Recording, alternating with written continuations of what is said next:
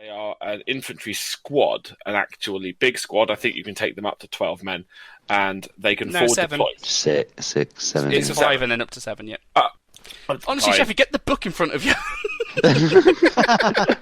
Useless. It is in front of him. It just hasn't opened the Just fucker. not reading the damn thing. Sorry, I had a little coughing fit. Just The making book- rules up. hang on, I'm leafing through it now. Page 32, you knob. Thank you.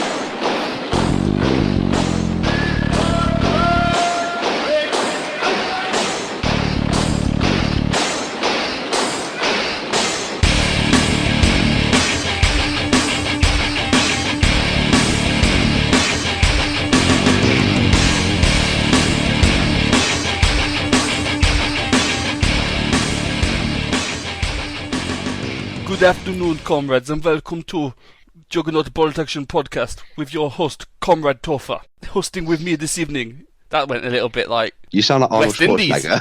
Yeah! Get to the chopper Get this to the chop. evening. Welcome to Juggernaut Bolt Action Podcast. We are here to do bolt action things. Welcome. I You can't. started out Soviet, went Schwarzenegger, and ended up Rasta. Hey man, welcome to the Juggernaut Bolt Action Podcast, man. This happens every time with your accents, Tove. They go through the same transformation. As soon as you get to Rasta, you go East Indian. I'm really bad at accents. Hi guys, welcome to Juggernaut Bolt Action Podcast. I'm your host Topher. I'm with Dan, Sheffy, and Pete. I'm losing it this evening. It's a Friday evening. I'm tired. How are we all? Headachy. Headachy. Yeah. No, I'm absolutely knackered, mate. I've been doing manual labour today, so I'm basically dead. I actually ran today. What? Whoa, I ran. Wow, was Chase- Greg's nearly Chase- out of sausage roll. No, I had to, Chasing after the ice cream van. no, I had to go to the cash point from work on lunch break, and that was at least maybe 50 yards down the road. So I had to run. I don't run. I don't know if you've seen me, dear listener, but I don't run. But I ran today, and I about died. Due to physics, he can't. Might knock himself out with his belly otherwise. Pete, it's my tits that knocked me out, okay? Not my belly. Just comes back with two black eyes. Well, you mug Like my sexy body. I don't like referencing them as tits or man boobs. I prefer morests. Morests. Yeah. Well, speaking of lovely morests, we have an episode full of lovely morest-like things today. We are doing the Army of Soviet Union review, hence my amazing Russian accent earlier. Spoiler warning, they're amazing. Yeah, this is get your cheese grater out ready and get some crackers because we're gonna lay down some Stilton on those bad boys. Yep. Should be fun. And what else we got? Oh, we got GT list submission. That's been and gone. We've got the grand tournament in 2 weeks, so we're going to talk some shit about GT and what we were planning to take. Except Sheffy because he's dropped out because he's a big skank. One tournament a year. Tournament in which I beat you. Yeah, but this would have been a tournament where you'd have actually had to play properly, Sheffy. No, so that's I why know. you've dropped out. It's like I have nightmares that trophy that currently has 2 of your names on it will be joined by the 3rd one, and then all the hope will be on me to take the 4th, and there's no way. That's my wettest dream, you know. Like, part of me's just like, if it's me and Pete on the last round and we're playing against each other, I'm like, it would be really cool to have Pete's name on the trophy, like me and Dan. It could be the trifecta of Juggernaut hosts. But then again, I'd also just like to have my name on again. So it's a real conflict in my mind. I really don't mind. Gets to the end, here we go, and you're just It's like, like, "Pete, do I want to support my brothers in arms, or do I just want to be narcissistic and just promote myself? Well, it depends. If you want to Right. support your brothers here in this chat, Luke and Spurley can die in a fire. I mean, there's no allies on the way to victory. It is all about me. Unless you're playing allies, and then there's only allies. So yeah, speaking of brothers in arms, though, we're about to finalise our next event. Oh, it's going to be the filthiest Yay. event. So we're going to do a Valentine's themed one. It's going to be so romantic. Are you ready for some smooth jabs? We're going to have it's a sweet, sweet loving bolt action tournament. Official pack will be released soon, but around the weekend, did we get the 15th of February for the No, date? we're waiting. It'll be that week or the week either side of it. Okay, so basically around Valentine's Day we're going to run a doubles tournament. Same location as the one where we ran Not One Step Back. It's going to be 600 points, Juggernaut Selector, but the key fun bit is it's a doubles tournament where you don't need to bring an ally. Oh, that's nice. You know, a lot of my friends prefer beating me on the table rather than playing with me. Yeah, so each round we're going to randomise who your buddy is. So you Keys in a bowl. Keys in the bowl, leave your keys at the door. So it's less a swinger meet, more an orgy. Well, so you're going to have to make friends. You're going to have to be nice. You're going to have to be each other's crutches. Bring deodorant. Yep, lots of deodorant, and you've got to build your list in such a way that they will complement whoever you could potentially ally up with.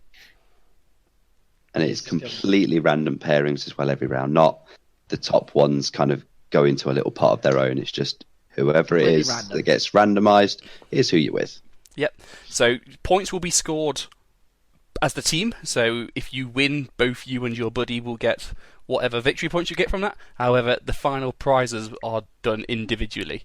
So there'll be one person at the top who scored the most points throughout the day. So feel free to argue with your buddy when they make the wrong decision and curse them appropriately. We're going to get you together and we're going to make you act like a married couple. You're going to have to compromise in every situation. Happy Valentine's Day. But there's no married sex though, so you know it's not a good Valentine's Day if there's no sex. There's no sex in marriage anyway, Dan. What are you talking about? Exactly. Yeah, so that's well, you know, it's church. We don't want it there. Do it when you get home. It's like speed dating. You pick up phone numbers and then you take them back later. You don't have sex at the speed dating sesh. Well, maybe you don't. Too. I mean, I assume it's been. I've never done speed dating. I barely dated, to be fair. I just went, oh, a woman who likes me, marry her. That's my life story. Toph liked it, he put a ring on it. Damn straight. 10 out of 10, would marry it again. But yeah, Bar Action Doubles Tournament. Hopefully by the time you hear this podcast, there'll already be an event up on Facebook if we're managing to be all organised. If not, pester me and expect it within the next week or so. Same dealio as last time. We're going to get as many prizes as we can. It's going to be extra cool. If you enjoyed Not One Step Back, you'll enjoy this one. And if you missed Not One Step Back, what the fuck are you playing at? Get your shit to Leicester and roll dice with us. Any final points on the intro before we get talking about some sweet Soviet cheese? How many tickets are going to be available for this event? That's a good question, Daniel. 40. There we go. Because we're hoping to 10 tables of 4 players. So, Not One Step Back, we managed to fit like 20, nearly 20, was it 25 tables? 28 people. 28 people or 28 tables? 28 people, 14 tables. Okay, so we're going to do 10 tables so we can actually spread them out a bit better. So everyone has a bit more room to get really close. Not everybody's as good looking as me. Not everyone brings their own lube like you, Pete. This time we'll put Kado in a proper maid costume in the kitchen as well. Yeah. we got to buy some assless chaps though, because it is the Valentine's edition. Oh no, sweet Jesus! Right, come on, comrades, onwards to victory. Yeah, man. What the fuck was that? That's your Soviet accent. Come on, comrades, to victory. Not one step back, comrade.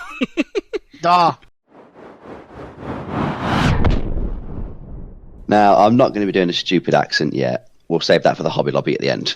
So, today we are going to be discussing, obviously, the Army of the Soviet Union, which is by far and away probably the most versatile, filthy, cheese-filled, just absolute disgrace of a rulebook. As always, we're going to break it down into some segments. So we're going to be doing the national rules first. Then we're going to be going on to some of the cool units that we like throughout the HQ, infantry, teams, artillery, all the way down to tanks. And then at the end, we'll cover some of the theatre selectors. So first off, let's start with some of the Army Special Rules. The Great Patriotic War Rule.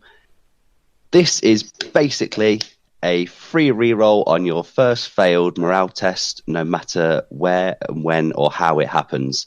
So in the rulebook, if you are a a full strength squad of 10 models or more, you usually get your free reroll for your order checks, stuff like that.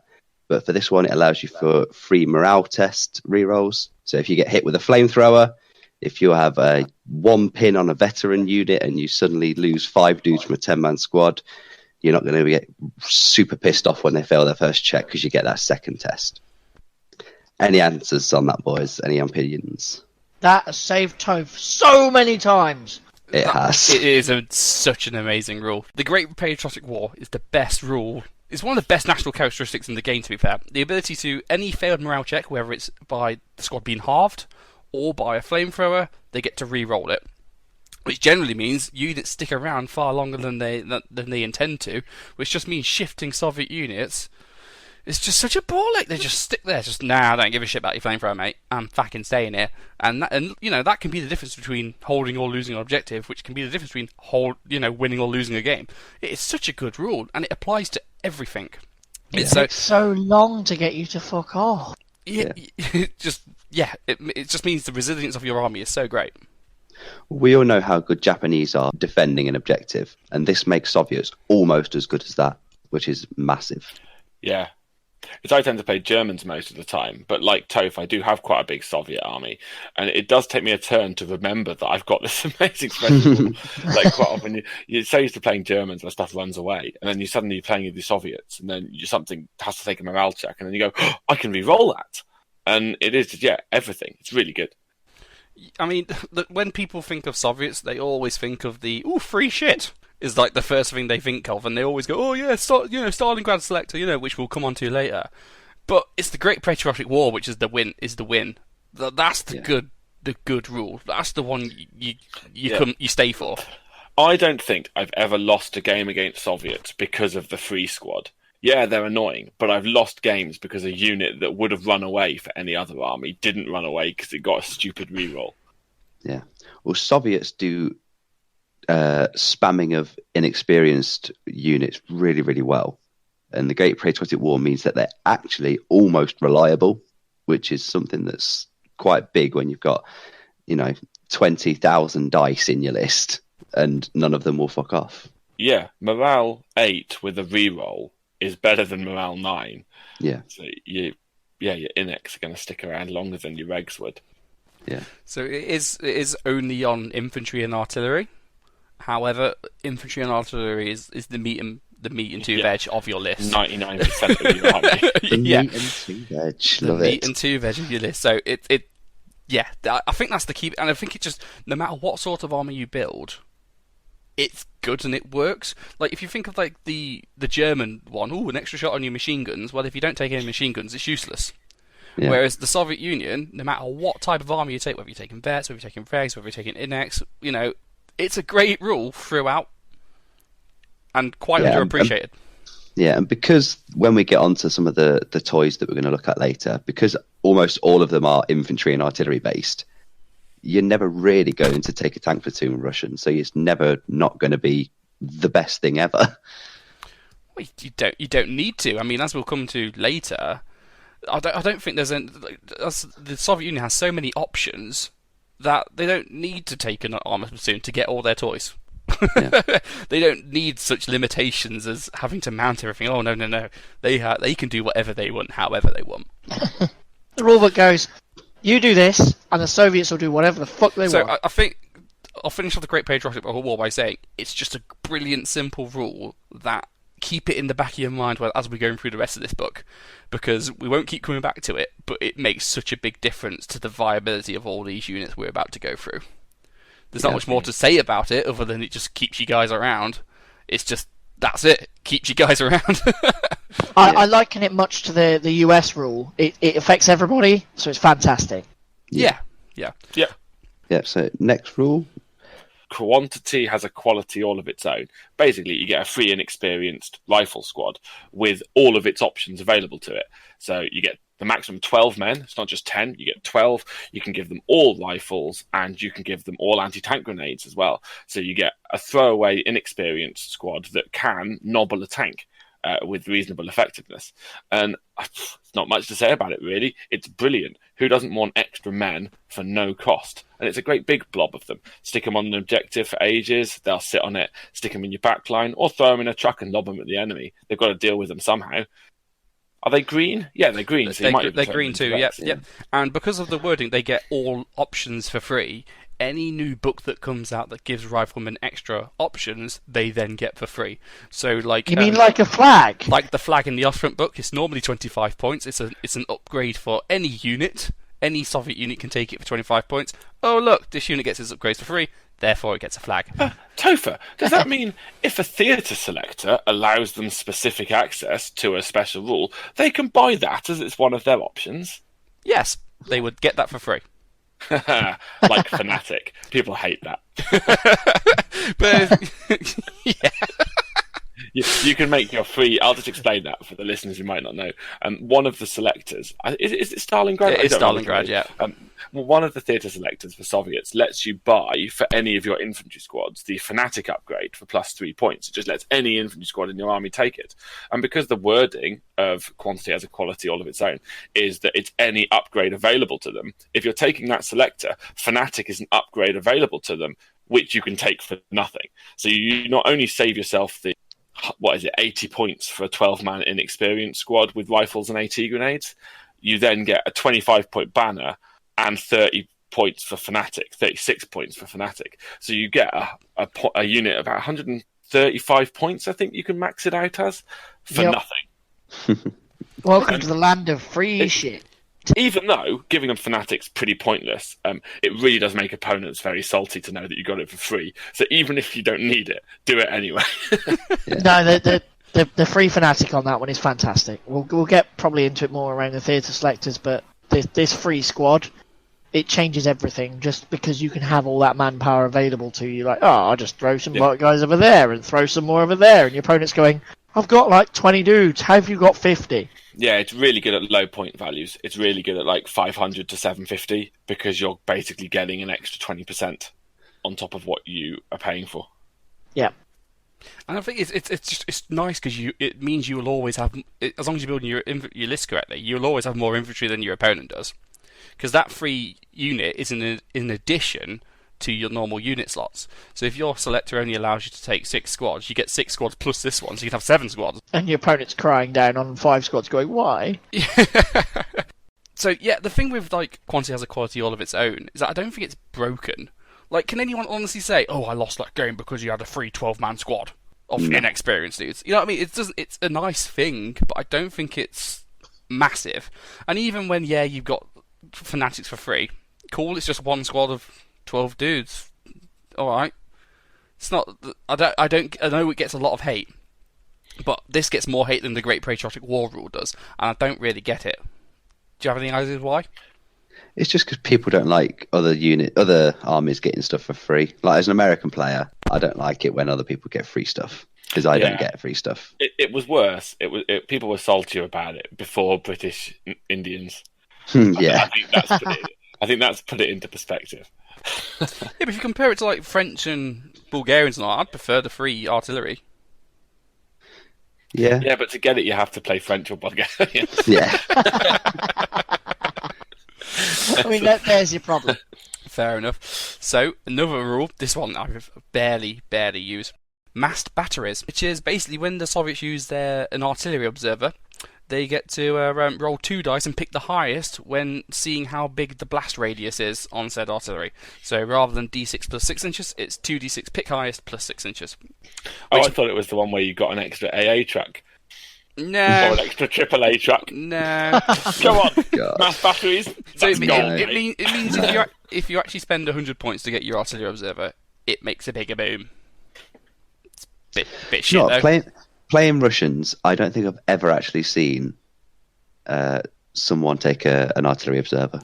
I've never seen one other than the free one for Brits. No one takes. No. There's just too many points. Yeah, 100 points is too much.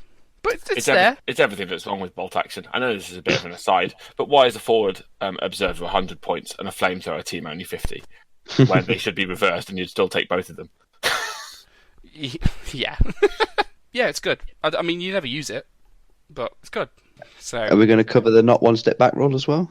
well, this is blending nicely into the next segment, which is HQ choices. So, officers, your first lieutenant, second lieutenant, that's standard. You can take them in experience if you want them to be nice and cheap. That's standard. You can take medics, forward observers, blah, blah, blah, blah, blah. The next section, commissars, which is a special unit only for the Soviets. So the main reason you take commissars is because it's a 15-point dice. You cynic.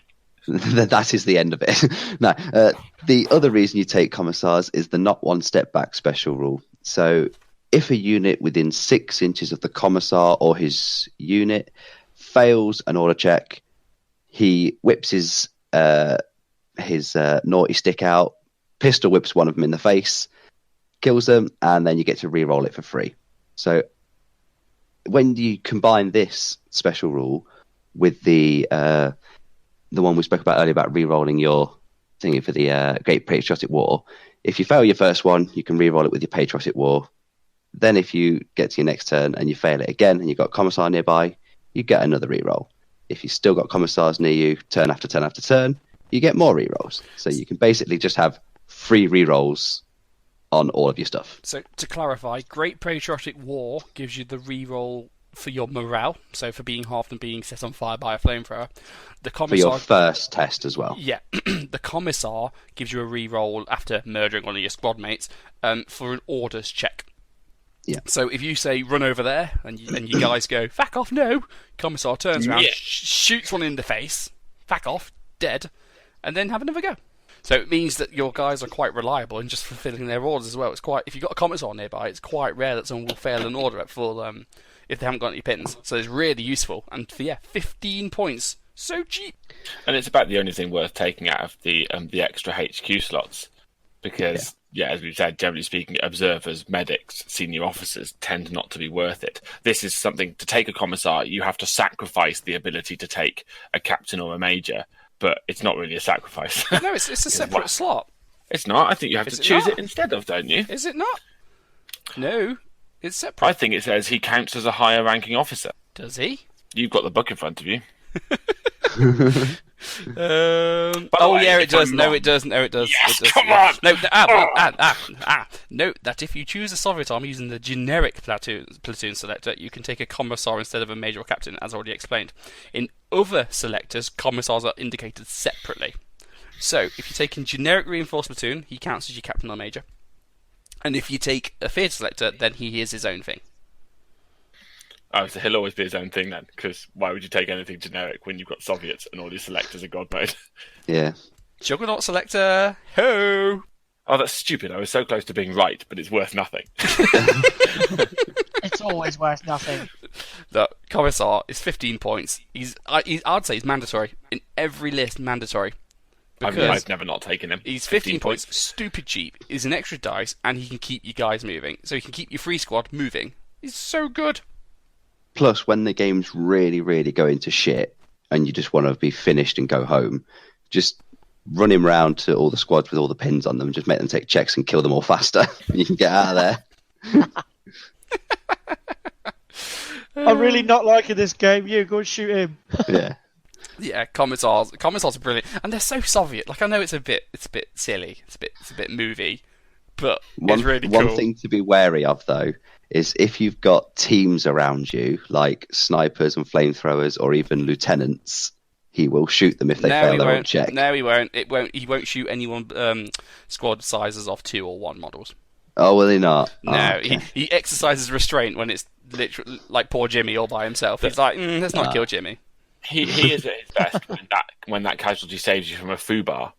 That's when he's just absolutely worth solid gold. Yeah. It's a failed order check, and you go, "Oh, see that double 6? No, never mind. I've Yeah, killed but the guy." we've always had it where we failed that check. He kills a guy, and then you foobar, and it's like, oh come on! and the squad turns around and guns down the commissar. Hey, fuck you! Yeah, no, they don't gun him down. They shoot their one Faust at him. You know, normally. That's one thing I'll say of the commissar. Although he is brilliant and he's mandatory and he's great going around with your free squad, I wouldn't put him within 6 inches of your stupidly over-the-top priced bodyguard engineers with SMGs and Panzerfaust who are worth 25 points each. Because he just kills one automatically. So, I mean, if you want to lose a 25-point model, go for it. But, I'd exercise restraint. A model almost double his cost. Yay! Right, so infantry. What's our thoughts about the infantry of the Soviet Union? They get all of it. I mean, they have got the best options. Yeah, I think they're a bit like Germans. They get all of the options, but unlike Germans, they don't do it across 93 units that are exactly the same in every single way. Like the Gebirgsjäger, the Hergsmägmäger, You forgot the Fallschirmjäger. Oh, yeah, sorry. Well, speaking of taking their jobs, SMGs take all of the jobs in the Russian army because every infantry unit has access to SMGs in a really big way. The two main units, SMG squads and guard squads, SMGs all come with SMGs, obviously, and guards can take as many as they want. Yeah, the big difference really is that guards can take one Panzerfaust, which is amazing. One Faust. One Faust. One whole Faust. That is the main reason I would take guards over SMG squads, mainly because you can make a guard squad an SMG squad, but you can't make an SMG squad a guard squad. So SMGs start inexperienced, and they all come with SMGs. You can make them reg. Guards, I think, are just regular only. They come with rifles, can buy an LMG, can have a Panzerfaust, and can exchange as many. They can have as many submachine guns as they want. Now, the thing I like about guards is because they can't start with rifles and then upgrade submachine guns, you can leave some rifles in just as like guys to die. So if you've got an 8-man squad, you only need to give 5 of them SMGs because the other 3 rifles are going to die anyway. Yeah, that is their job. They are the guys who die. Job, but yeah. It is funny. Like if you compare them to the German options, as like every list does get compared to, the thing that's really funny about them is you can't be tempted by all the rubbish because you look at the German entries and they go, you can have up to 4 Panzerfausts, you can have 2 LMGs, you could have all these assault rifles, and then they're a noob trap, and people go, oh, I could have those. The Soviet list is like, no, these are the things you want. Take these. Take these. No, don't even think about ARs. Don't even think about LMGs. It's like the commerce of the pistol. Pick up the SMG, comrade, and then when they pick up the SMG. You get 1 Panzerfaust. We want 10. You get 1. But I don't think they have. As long as you stick to like guards or SMGs, you're doing all right. And they're cheap and they're big. You can have them in 12s or 11s, I think. Isn't it? 12's the max for most of them. Oh, their squad size is so diddy. Yeah. 11 for guards, I think it is. And is it 12 for an SMG squad? It is 12 for an SMG And squad. if you're a heathen, you can also take LMG squads with double LMG. Why would you You're a do twat. that? I don't know why you would, but the option's there. I mean, I can see in the Juggernaut select taking 1 for free LMG. But... yeah. I mean, if you want, so there's just your inexperienced and your regular options. You can also take Siberians if you want veterans, which are basically the same, except you can just give them more tough fighter. 1 point each, isn't it? Siberians is 1 point each, yeah, for tough fighters. Which, if you're taking veteran infantry anyway, why not? Yeah. Those Mongolians. Go. But then if you've got dudes with SMGs, you've got a bigger volume of fire and you get tough fighter anyway, so there's no real... Well, it's if you the want... only thing you want is the veteran bit. I guess if you wanted the rifles, if you want guys with rifles, you might as well take Siberians because then you can give them tough fire. But no, you're right, SMGs for life. Yeah. Plus when you're inexperienced, having SMGs is the best way to go because you don't care about moving and shooting for also being shit. And you'll make everything afraid of you in combat, Yeah, even if it really shouldn't be.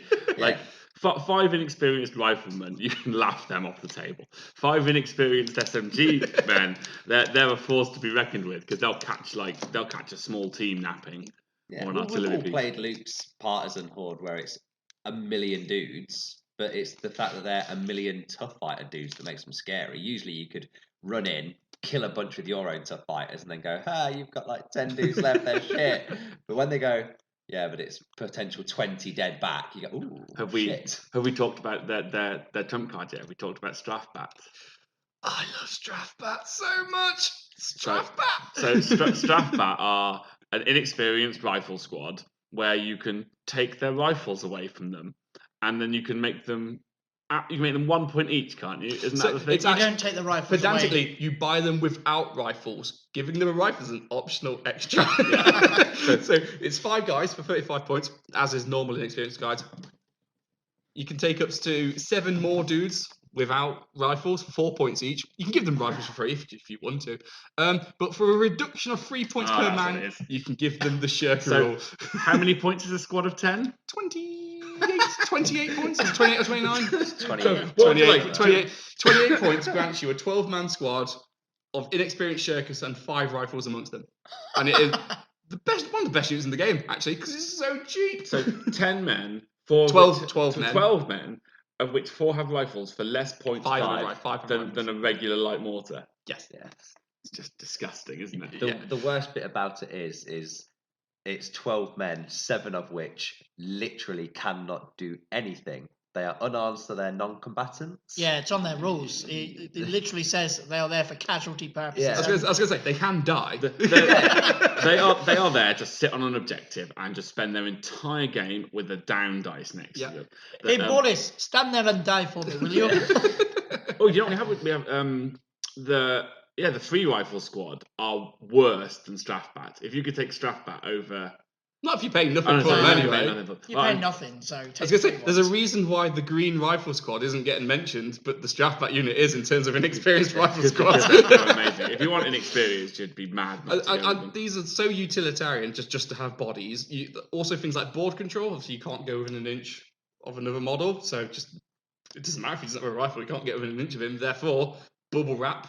And hunting small teams as well. If you've got a sniper that's being a bellend, 28 points worth of Strafbat, spend 6 turns going to kill him. Okay. They've got nothing else to do. What are they going to do? Kill one man a squad a turn? I've got 5 inexperienced rifles at long range and hard cover. 7s. No, just fucking charge. Who cares? I mean, if you're shooting with them, you're doing something wrong. It is the most depressing thing about playing an army that isn't Soviets. Is everybody gets to that point, writing a 1,000-point list where you're there, and you've got 940 to 980 points, and you've got somewhere between 10 points and 60 points left, and everyone's looking at this going, "Oh, do I take an extra small jeep? Oh, do I take an extra small team? Oh, do I add some men to that?" And the Soviets are going, "I'll have 40 extra men, thanks." It's just ridiculous. Like, if you've got 30 points left, if you have 30 points left and you're German, you've literally got 2 options. You've got assault rifles, Panzerfaust. Yeah, also you've got the additional units. If you want additional dice, your options are basically a medic or an anti-tank rifle, light mortar, or a light mortar. But as the Soviets, you can take 12 men. Yeah, twice potentially. It's amazing. And it's also good for when you need to double up your platoon. You take an index officer, that's 35 points. Then you have 2 of these squads for 20, 56 for both of them. 56 for both, done. Under 100 points for minimum platoon. And then you take all the extra Katyushas and all the extra flamethrowers and all the extra mortars, and you're having a very fun time. Yeah, they're just so points cost effective, aren't they? They're just so good for what they are. To put it into perspective, you can fully unlock 2 platoons with Soviets for fewer points than it takes to unlock 1 as Germany. You can unlock 2 platoons for Soviets for less than it cost to buy a Sherman. Yeah. There's a reason I took 36 of the fuckers to the World Team Championship. Yeah. So it's going from the cheapest unit into the game to one of the most expensive units of the game. Assault engineers. Oh, engineers! We love flamethrowers. So they're like everyone else's engineers, but because they're Soviets, they're better. So they can have a flamethrower, they can have SMG spam as many as they want. They can have LMGs. I don't know why you would, and they can also buy Panzerfaust. But what really makes them special and expensive is the body armor rule. Worst rule ever. Slowest unit ever. So the way this works is it gives you your opponent a -1 modifier to wounding soldiers. So if they was to kill you on a 5 because you're a veteran, now they would only be killing you on 6s, and that's with small arms, HE, and now that with the FAQ, I think also in combat. I think you're mistaken about HE. I think because it's heavy weapons. So but I think it says that it doesn't work against heavy weapons, and all HE weapons are heavy. No, it specifically says here, and HE suffer a minus. If you go with an armor-piercing round, you kill them. If you go with a HE round, tough teas. So does it work against flamethrowers? No. It's not HE, is it? Oh, I thought it was counted as HE are explosion-y things, so the ones that use blast markers. Anything that uses blast marker. I've misremembered that then, and if they've changed it to make it count in combat, which I remembered it didn't before, that's actually reasonably good. Are you doing this bloody Soviet book review without the book in front of you, Sheffy? It's here. It's just under. You're just not reading it, knobhead. I don't need the book. I'll assume that Well, unit's he crap obviously and make fucking it does read crapper the in my book. head. To be Making fair, a good coaster for his cup of tea. well, I never really took them because they're a noob trap. Unless they've made it better with Right, the FAQ. well, as I say, the FAQ means that also works in combat now. So the downside to this, however, is that whenever they're given a run order, they can only run 6 inches. They can never run 12. So they always take a transport. Yeah, so you just buy more. It's a transport. So they're always veteran, these body armor engineers, so it's 13 points each, plus the body armor makes them 18 points each. And you normally give them an SMG for another 3 points, so they're 22 points each basically. Why would you go to the SMG as well? When you're going balls deep, you may as well just Yeah, fit everything in there, because isn't they it? can take flamethrowers. So what you do is you chuck them all in the truck, you drive at your opponent, jump out, and just annihilate everything nearby. So you're going to give them SMGs because you're a close ranged unit, which can only move 6 inches a turn. See, I'd go the other way. If you're taking the flamethrower, don't take the SMGs. If you're not taking the flamethrower, take the SMGs. Really? Yeah. The flamethrower is you- going to be target number 1 anyway, so you may as well just not put too much. Well, you've got flamethrower there anyway. Does it work against exceptional damage? I presume it does. No. What Wait, do you mean? well, yeah, it's wounding. Exceptional damage, you've got to make the kill so I'm first. saying a sniper will still only kill that flamethrower dude on a 6. Yeah. Yeah. The exceptional thing is you can just choose who it is. It doesn't give Yeah. any benefits to wound. It makes them really hard to kill, but they're so expensive. I think you do tend to see them fully tooled up. I've never played against them where the person who's got them has not taken SMGs. That's partly because Warlord, who make it's basically only Warlord and Black Tree, I think, that make models for Soviets with body armor. They all carry SMGs on the sculpts. So, I mean, I guess I've never seen anyone do it, but could you legitimately just have, say, 3 or 4 rifle squads in body armor, sat behind cover shooting from afar? It just doesn't even make sense to me. So a lot of points for a rifle. I think I don't think you can buy it for just regular rifle squads. I think you buy it. No, they come with rifles. No, you take this squad. Oh, I see, you mean use take them this as squad, rifle max it squads. out, and just sit in the back. Sorry, I misunderstood what you were saying. Yeah, interesting. I mean, these all tend to be It's a waste. they tend to be a noob trap because the little pack that Warlord sells comes with 8 models, comes with a flamethrower, an LMG, and they're all in body armor and they're all in submachine guns. So it's like a 200-point squad. And little Timmy paints them, chucks them in a truck, and goes, "Yay!" And it's kind of just like, okay, then you just take the truck out and then watch them try and walk towards you for the rest of the game, and then they don't ever get anywhere.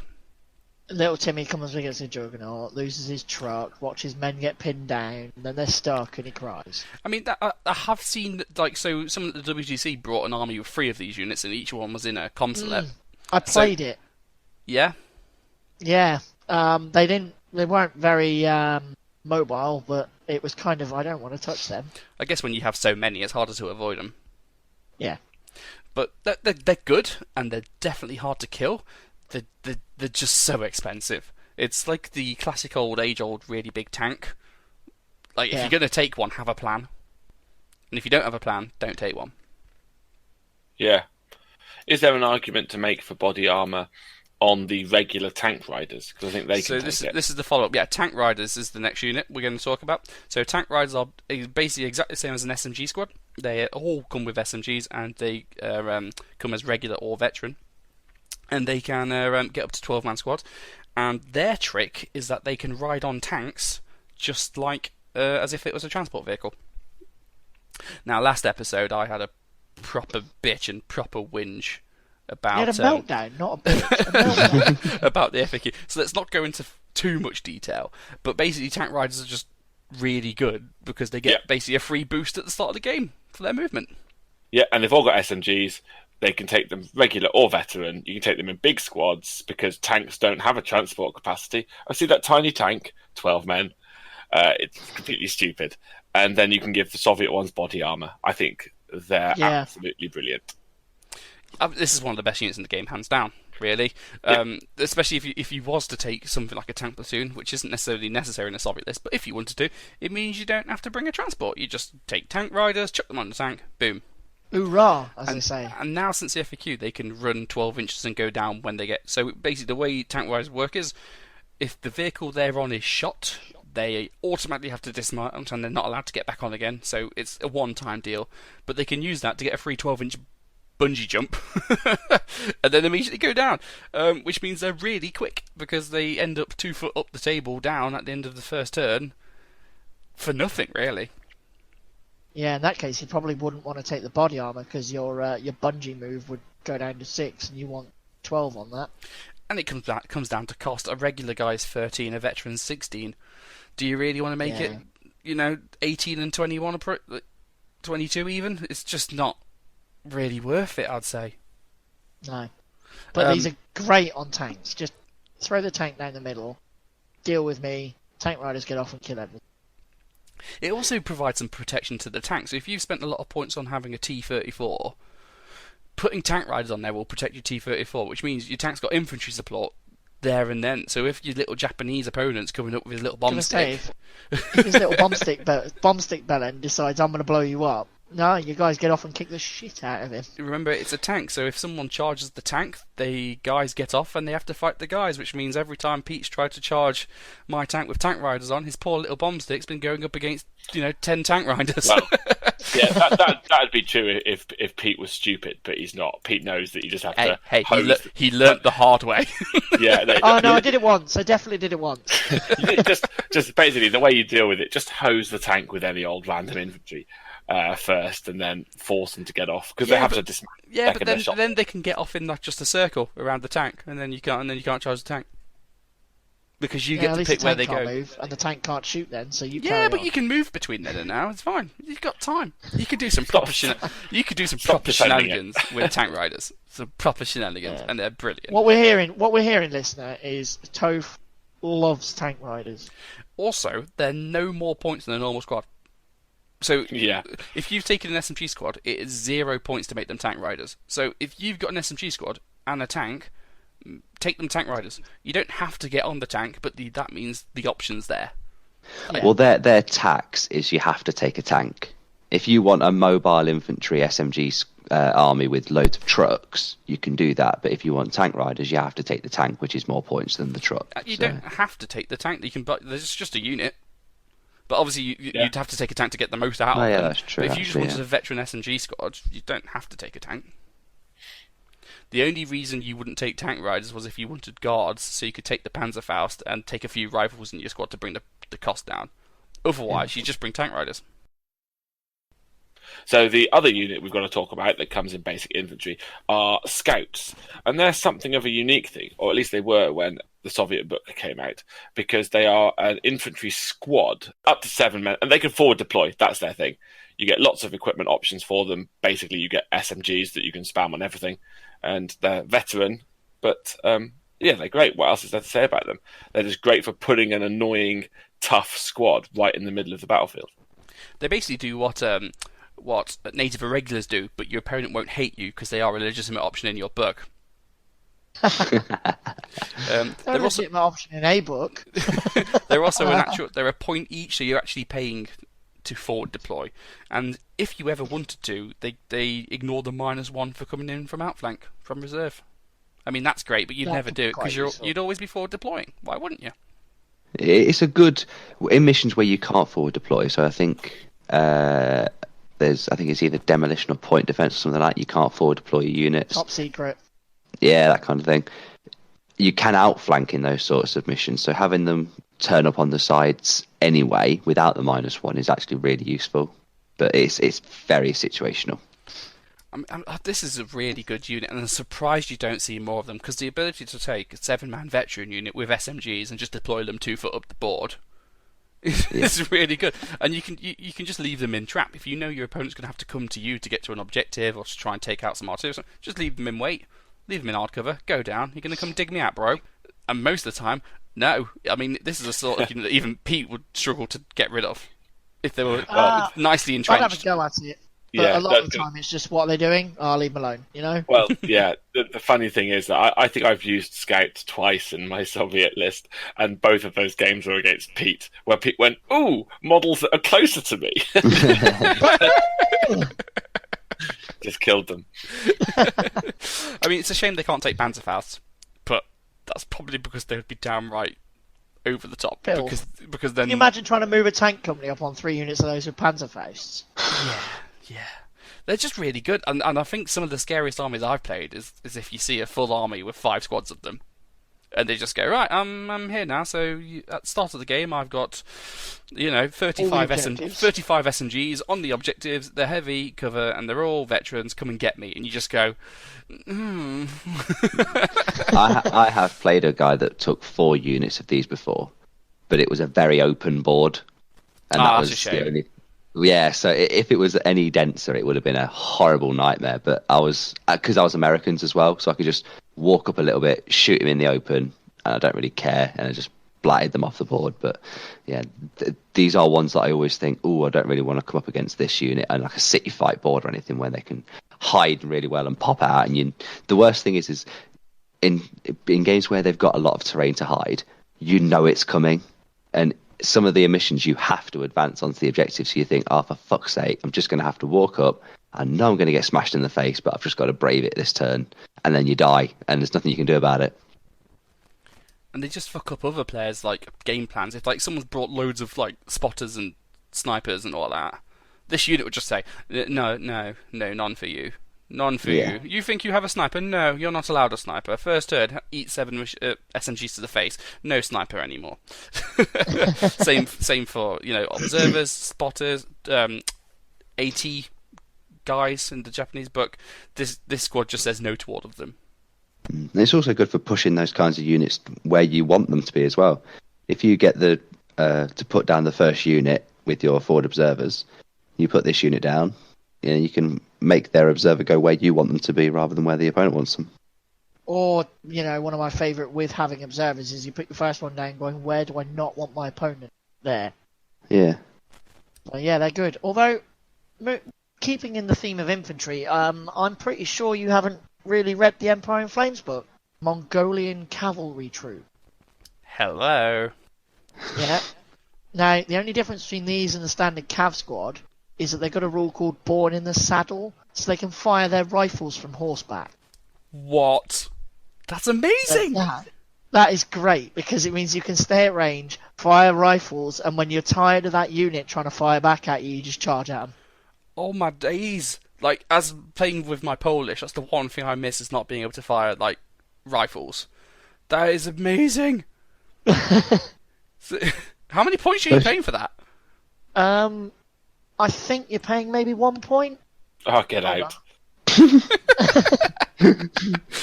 Plus you get to say, oh no, not Mongolians. Goddamn Mongolians!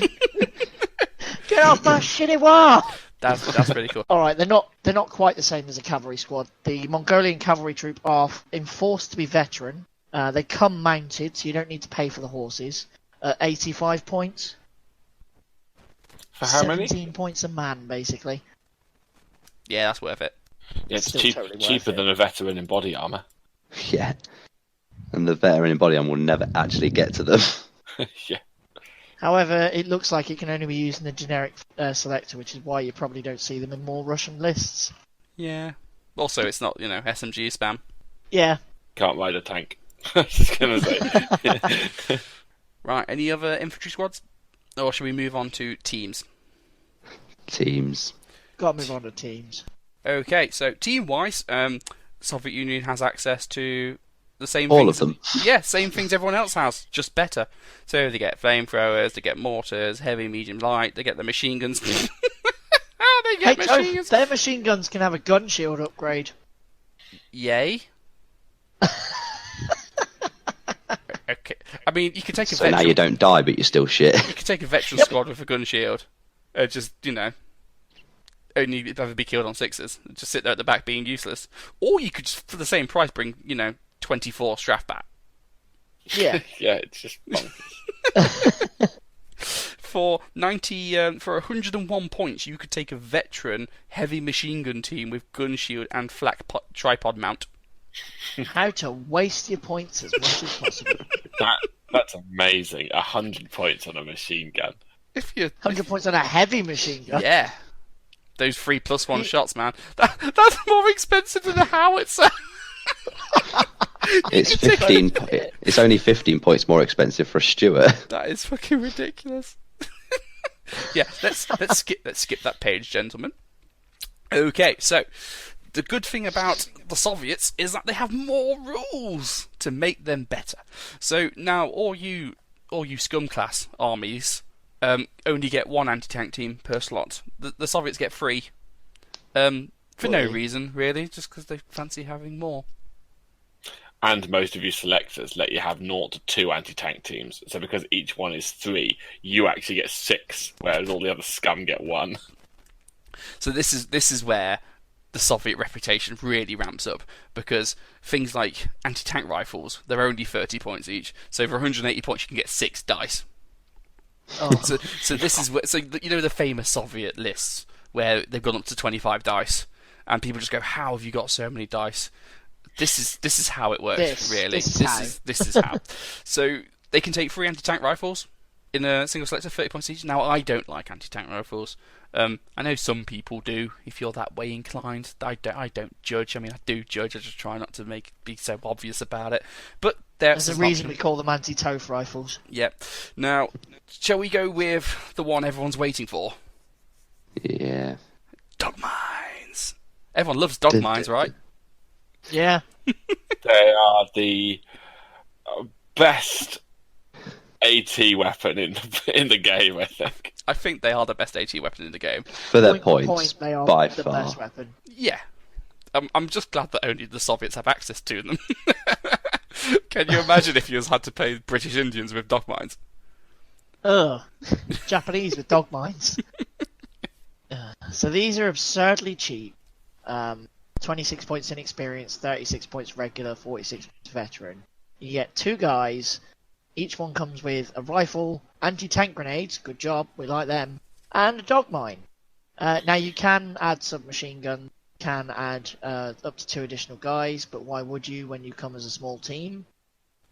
You can have 3 of these per slot, as we've already mentioned, and then you get this dog mine that is just brilliant. I hate these things, they're so good. It's a 18-inch one-shot weapon that instead of rolling normally, you roll on the chart. Where on a 1, the dog, because it's been practicing on Soviet vehicles, goes and finds the nearest Soviet vehicle and blows it up. On a 2 to 3, the dog does nothing. It disappears. On a 4 to 6, the dog hits the target with a +5, no penetration modifiers. So it's just a +5. Bang, there you go. Brilliant.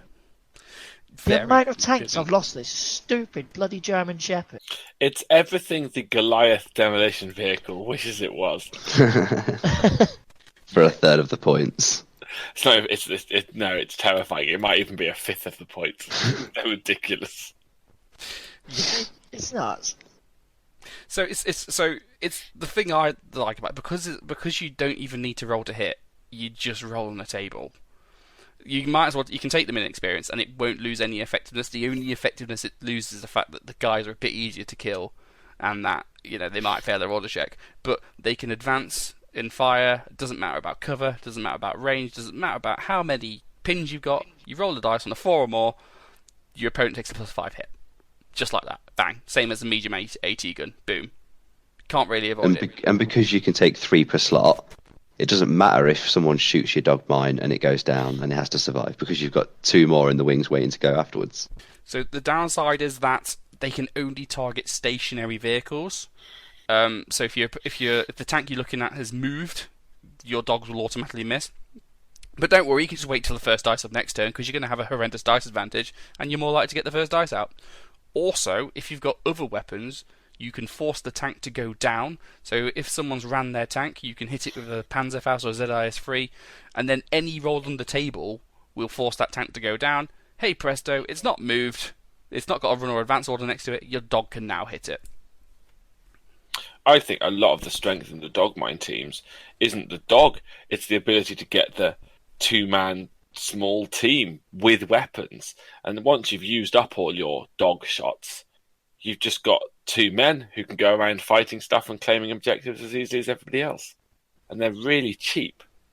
Yeah, but no, the main strength is a 26.24 ups to kill a tank every Well, turn. yeah, but I'm saying even if they didn't do that, they're still reasonably useful. Nah, because for 2 points more, you can have a 12-man draft bat squad. That is true. So in terms, it's good in that once they've blown their load, they stick around for the after party. You know, they don't just shoot and run. They stick around, scoring objectives, charging snipers, just being annoying.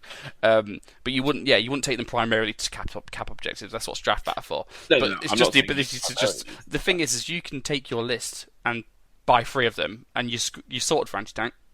You can stop an entire armored column with 3 dog mines very easily. So the only drawback to keep in mind is that even though you can have the dogs as separate models, they are still one-shot weapons, and therefore you'll need line of sight. And because they're one-shot weapons, they can split fire. So you could one dog over there, one over there. Yeah, you could advance your team 6 inches and then go right, bash, bash, bash, bash, bash, dogs everywhere. So let's go back to what happens if you roll a 1 on the table, because I think we glossed over that. So if you roll a 1 on the table, rather than hitting the enemy tank, it hits one of your own tanks. Well, Or own just vehicle. vehicles, yeah. As long as they're stationary. So this is potentially a big drawback. The amount of times I've killed my own tank has been, quite funny. It's always a good laugh. But the way to get around it is build your list so you don't have any vehicles. So you just go, Or take armor 11. No, Toe's favourite way round is to have a horse toe close to them. Yeah, if you've got a shitty vehicle, put the shitty vehicle closer. Brilliant. Because it I just didn't even think of that. just goes to the love it. closest vehicle.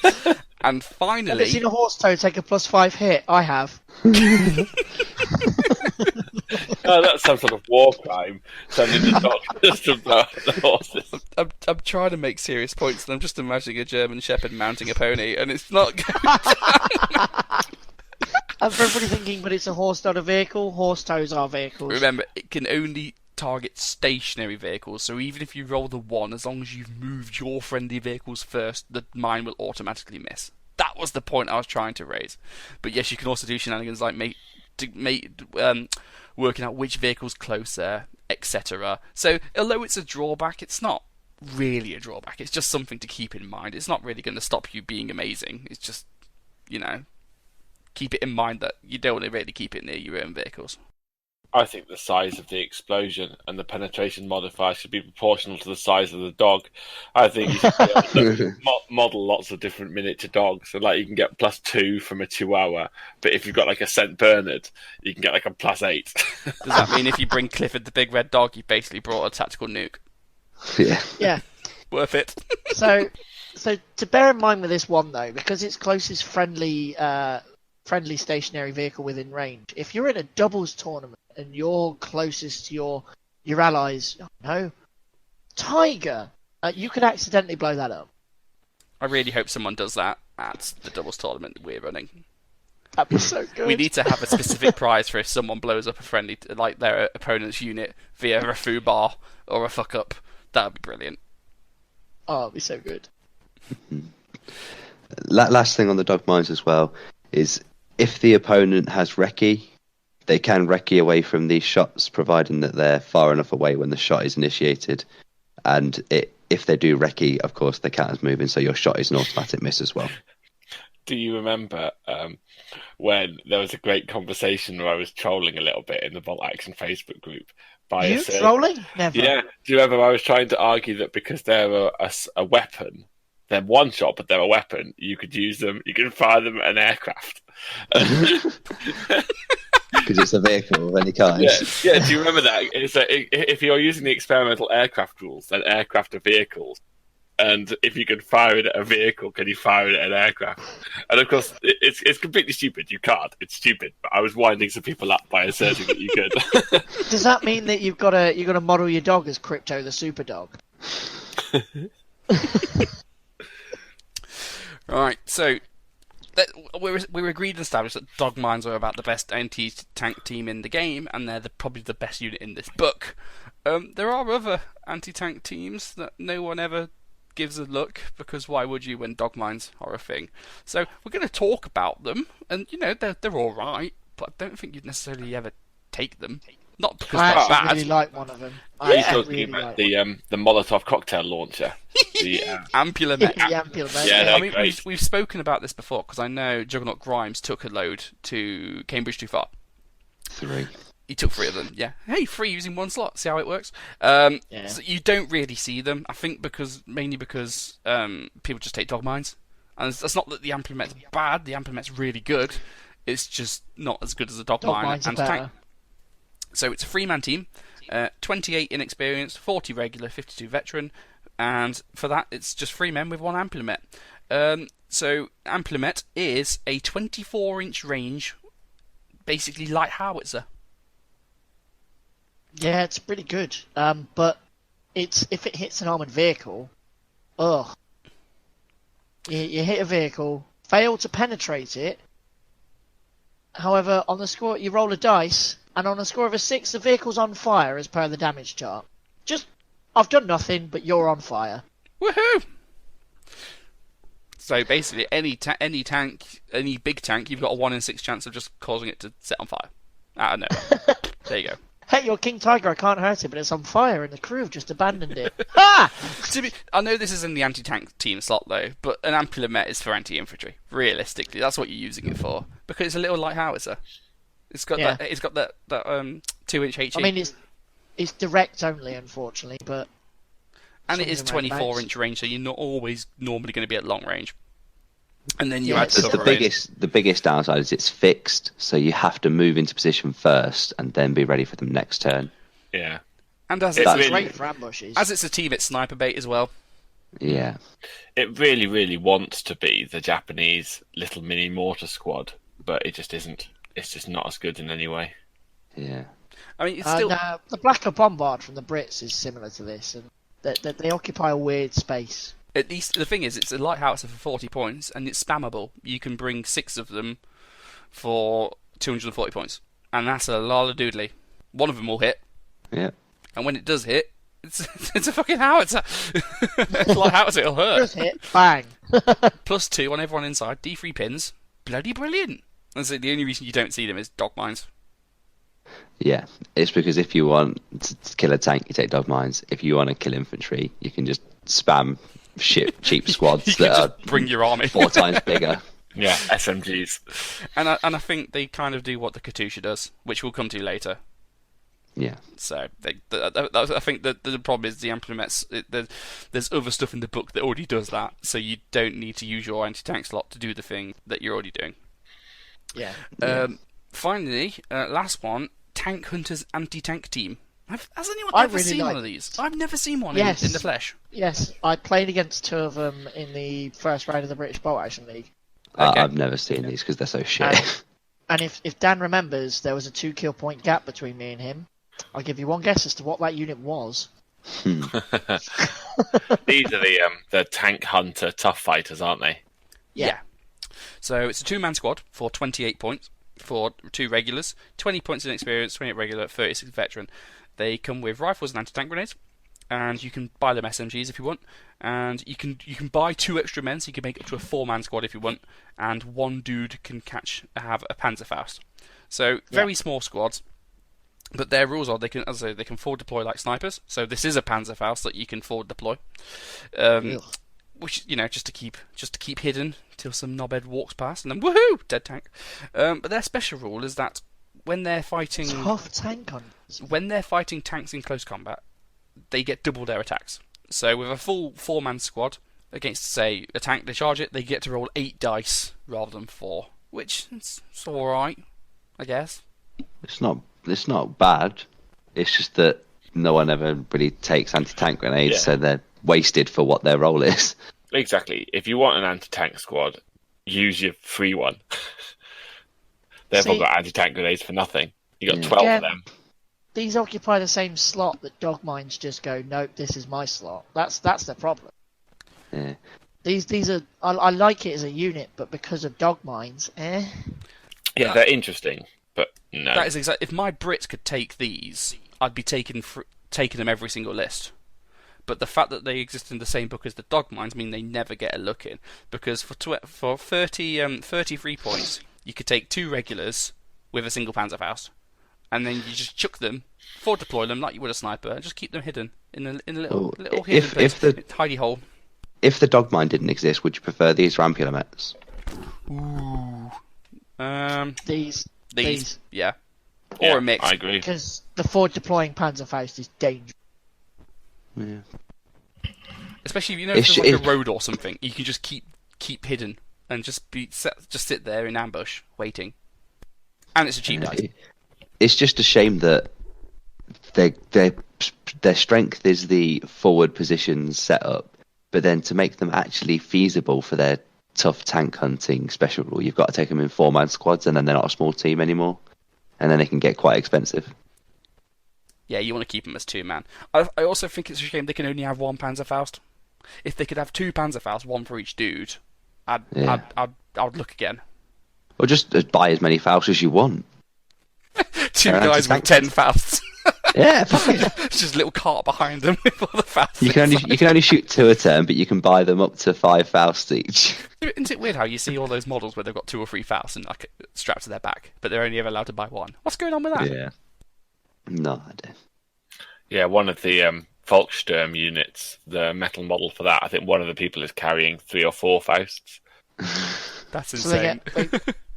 they get to fire 4 Fausts, right? I mean, look. It's WYSIWYG. Yeah. No, it's a slot for the Russians that you see anti-tank team slots, and you only take dog mines. There's nothing else. The Russians with their anti-tank options are like any army with 50 points spare that hasn't yet taken a flamethrower. Yeah. It's just, well, I've got Molotov cocktail launchers. Yeah, but you've also got dog mines. And it's like, I've got 50 points spare. I could take a flamethrower. Yes, you do. Yeah, but I could take an MMG team. Yeah, but you can also take a flamethrower, mate. Yeah. It's just the rules, isn't it? Yeah, you start every Soviet list with 3 dog mines, and then the question is how many more do you want? Yeah. Inexperienced lieutenant, commissar, 2 Strafbats, 3 dog mines. Then you fill out the other 980 points you've got. Basically, you know what? That's closer to the truth than I really am comfortable with. Yeah. Oh, sorry, I forgot the free 12-man squad that comes in at about 400 points as well. That's the thing. You've already got like 1.5 boxes worth of Russian infantry on the table. Yeah. That's another thing. If you want to collect Russians, I hope you don't mind painting models. Yeah. Contrast paints. Yeah, games with contrast paints. Washes. Get them done. Any other teams? Really? No, standard. All the fare, rest really. are the same, aren't they? Yeah. Have you seen the rules for the Rox 2 flamethrower?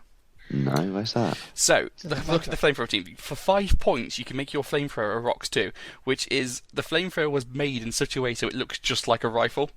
So that, and the way this works is that you cannot pick them out as exceptional damage, which means snipers can't one-shot them.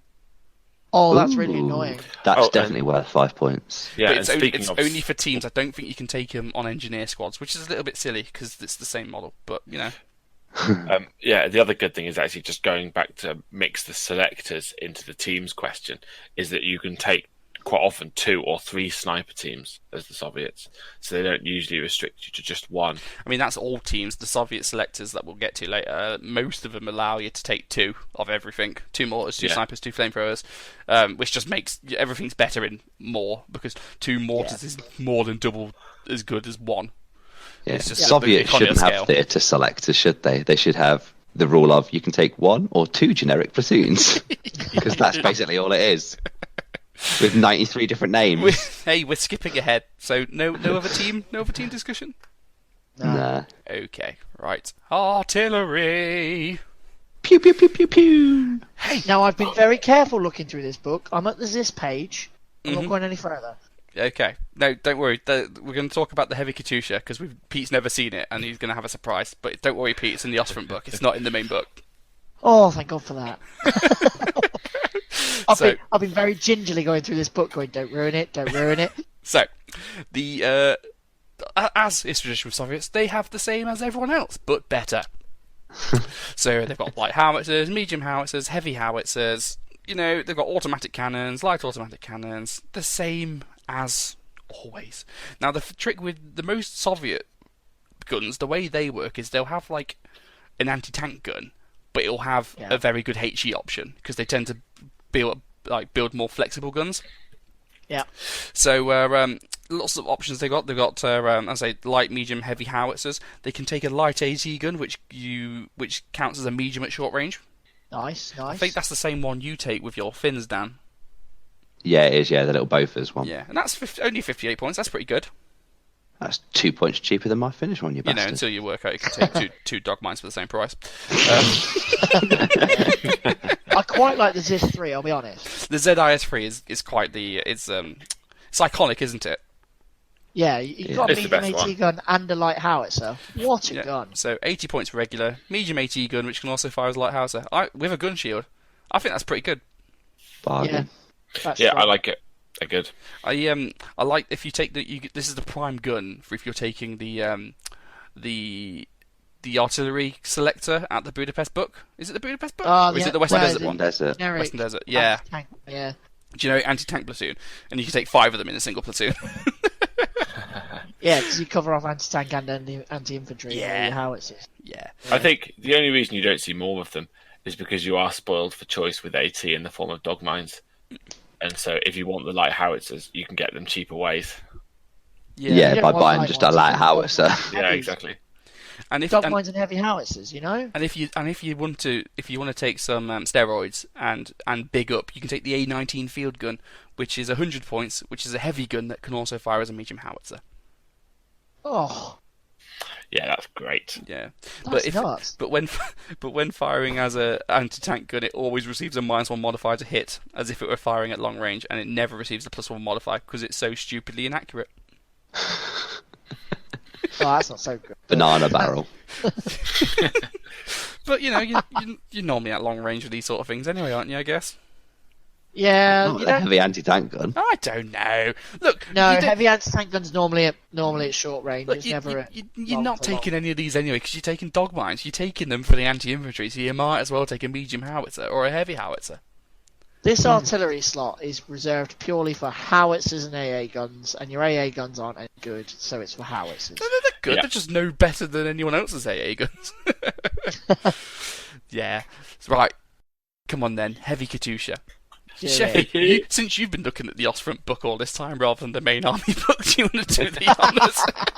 So, Mate, he's been reading the Sigma rulebook all this time. how dare you? Go back to 40k, Dan. So the heavy Katusha is in the Ostfront book, and it's very similar to the regular Katusha. It's 56 points inexperienced, 70 regular, 84 veteran. It's a 6-up soft skin. The reason it's special is because you get a bigger template. It's a multi-launcher. Instead of being heavy 2d6, it's heavy 3d6. So it's the big template, Like a heavy howitzer. like a heavy howitzer. It's a multi-launcher that fires like a heavy howitzer. It does have What the one fuck? it does have one downside, which is that as soon as you fire it, it immediately takes D3 pins because it's Worth such it. an insanely giant rocket battery. But yeah, Did Soviets get chaplains? No, Yeah. I don't know. Yeah, because the chaplain. Totally No, worth it it. has Chaplain and a heavy Katusha. It has a boom, rule boom, that baby. you can't fire it again until you've done a rally order to reload it. Aww. Which But, is probably a rule most multi-launchers should have, to be fair. Yeah, they really should. But it's the biggest template, and it's just like What if were the you get points luck, again? It's 70 regular, 84 veteran, 50 That's something. almost worth it. So it's cheaper than the regular I was Katusha gonna for say, a isn't bigger that hit. are you sure that's a 6 soft gun? Isn't that an actual team like artillery piece? Nah, it's a 6-up soft skin. It's Okay. a self-propelled gun, mate. Oh, I thought it was Cheaper than artillery the regular piece. Catty. I've just found it in the book. So the normal Catty is 80 points. This one's 10 points cheaper. Yeah. I mean, it can only fire like 3 times a game rather than 6. Yeah, but it Yeah, there gets you go. D6 The- hits per hit. D6 Yeah, pins. Yeah, the heavy Katusha Oh. is a self-propelled artillery for the purpose of the generic platoon selector.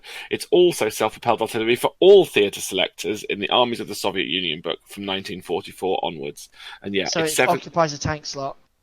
it's 70 points regular, 56 inexperienced. So it's 56 points. That's So, presumably- since we've kind of skipped a bit, shall we pretend that the Katusha is the normal Katusha is an artillery rather than tank slot, so we can talk about them at the same time? What would you take, Yeah. heavy Katusha or normal Katusha? Ooh. I'd take the normal one. Yeah, I'd take normal. Why not one of each? The thing is, the fact you have to rally, at the end of every turn, although that's very fun and balanced and fluffy, is it just halves your damage output. And a heavy howitzer is great, but it's not good enough to warrant halving the number of shots you'd have over a medium. You know, Why not both? I am the biggest whingy person about how bad multi-launchers are, and actually, that rule across all multi-launchers that'd balance them out a bit, yeah. What the rally or the D3 pins they take? Just only being able to fire 3 times a game would be fine. Yeah, I was going to say either. I mean, Katyushas are one of the best units in the game right now. Does anyone want to tell me why? Because they come in 2s. Katyusha! It's because they can move 12 inches and fire, so you're never, ever going to be out. They take no skill. There's just the trouble with them is there's no incentive to take them at anything other than inexperienced. So you're literally paying like anywhere between 50 and 80 points, depending on which faction you 54 points for something that can devastate the entire enemy army. I think multi-launchers are ridiculously overpowered. But then this is a rant I've already had. Yeah, we've spoken a lot about multi-launchers over the course of this podcast, so we don't really, not this episode, the entire series, we don't really need to go into other than Katyushas are one of the best units in this book for the ability to just roll on and kill shit. I'll say this, I'd feel less bad. I know it's stupid. I'd feel less bad if you blew my army off the table and then took D3 pins. That's slightly satisfying. Only for the rally next turn and lose all his pins. Yeah. I'd prefer to take the heavy Katyusha, just for multi-launchers don't hit very often. You're very lucky to get more than a couple of hits per game. So I'd rather have those hits to be utterly devastating rather than just a piddly little one with D3 pins. Just have a massive fuck-off blast that can kill pretty much any unit in the game and have D6 pins. And for that I'll take a turn of rally and I don't care. Hang on a minute. Can Luke take that in his partisans list? No, because it's not a German army. You can only take German units, It's only... He has to take the Panzerwerfer, doesn't he? Yeah. I was going to say, because I'd take that over the Panzerwerfer. Katyushas are soft skins, which makes them a little bit squishy, because they're just like normal trucks. But who cares? It's a Katyusha. Why are we even talking? Katyushas are amazing. They're great. They're so good. Yeah.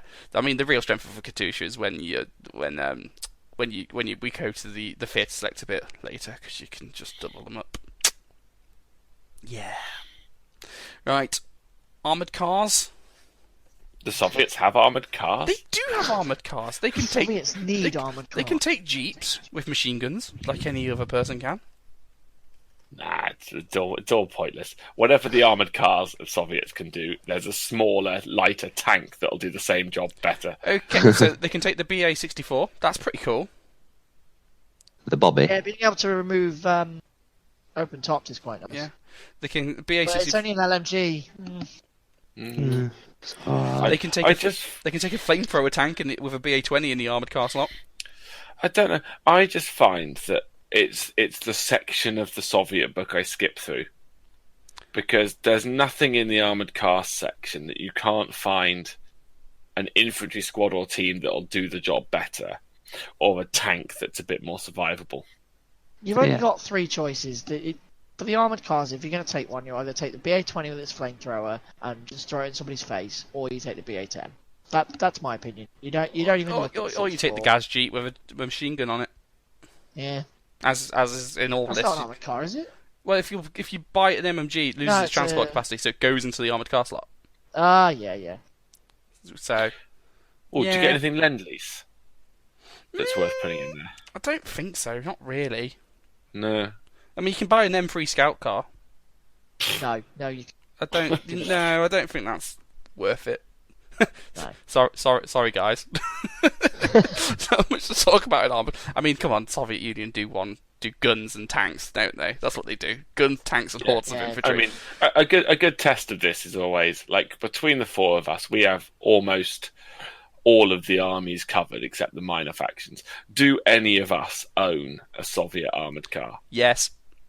I do. I have a BA-64. I do. Okay, fair enough. Yeah. I've got I never 2 use it. BA-10s. I've got 2 of the BA-10s for my Finnish army. That's You just see things that need Finn? everything. I've got a BA10 as well, but it's still unbuilt. I've never even I built guess it. because you're using it in Finns, though, it has a different role than what it does in the Soviet book. Because in the Finns, it brings a much needed anti-tank like capability, whereas the Soviets don't need it. The Soviets have got far better AT than a stupid BA-10. So you're spending points for something you don't really need. Yeah. So, come on then, tank slot. Let's play. Which tank is the best? Do. Yeah. I thought we did this last week in a We did. It was brilliant. Wasn't it? It was brilliant. I received 100 messages about how they love my Tanker Turner impression. Were they all from Luke's wife? No, I think they're all from Toast Mum. Yeah. It was just Toph sending it to himself from different accounts he made up. Yeah. So, good tanks. So, the Soviets have a tank for every answer. Like, I know the Germans are the famous ones for having good tanks, but I think the Soviets are better. They They're a little bit certainly cheaper, aren't ramp it up a lot more. They tend to be better on like a bolt action scale because they don't tend to invest so much in super heavy AT guns, and they tend to have more machine more machine guns. They tend to be better for what you want this game. Yeah, exactly. I think that you are right. The German big tanks that are heavy and hard to kill, you're paying the premium of a gun that's overkill, whereas actually a lot of the armor value 10 plus Soviet tanks have either a great big whacking HE on them, which is brilliant, or they're only heavy, so you save some points. So they start at the bottom like the Germans do with a shitty tank. So the Germans have the Panzer one, and the Soviets have the T-26. Except the T-26. I would like to say this is the one with the booby guns, isn't it? Yes, it's the one. So it's a 7+ armored carrier tank with 2 machine gun turrets. That's good. So it's the exact same points as the Panzer one, except this one can split its shots, which I prefer. Good. I prefer having 2 less shots because you don't have Hitler's buzzsaw, but you can split 5 to shed pins out, which is nice for 70 points. Yeah. Yeah. Again, I've got 2 of these for my Finnish army because they're just brilliant. Yeah, and then there's a load of shit no one cares about until we get to the T28. So this was... Where did this come in, the tank competition last episode? Was that second? Yeah, it wasn't second. It was top 3-ish, I think, yeah. So we spoke about... Hago was second, yeah. We spoke about this last episode. We won't go into it, but it's a regular tank, set 8+ with a boatload of machine guns. And a howitzer. Yeah. I think it's one of the best tanks. It is. As a person that fields a lot of infantry, it makes grim reading on its weapon. Coax MMG, turret MMG, pintle mounted AA MMG. What the fuck? It's a tank that the bolt action rules have catapulted into a status it doesn't really deserve, because it's a terrible tank, but it's also in the bolt action rules a brilliant tank. So it's good that they get a look in. But I think everyone needs to remember as well that this tank is about 43 inches long. So you will not be able to hide it anywhere. No, isn't it true that if you buy this in 1/48 scale, you can't deploy it in a 12-inch deployment zone? Yeah. It's too big. Yeah, also, only buy it if you're an American. Because if you're currently a Brit trying to buy it from Trenchworks, the only company that makes one, with the current exchange rate being what it is and import taxes, you would have to sell your house to buy one. So, sorry, buddy. Get a 3D printer. I don't even own a house. What the fuck? Well, you definitely can't have one then, Pete. Yeah. I found a much cheaper way of doing it, though. So what I did is, you know how you get 3 individually wrapped sets of stuff in your Weetabix box? Take out one of those and then just use that and stick a few MMGs on it. That works like a treat. Do you know what the Soviets do have lots of that in their tank slots that I think that they have a better selection of than almost any other army are flamethrower vehicles.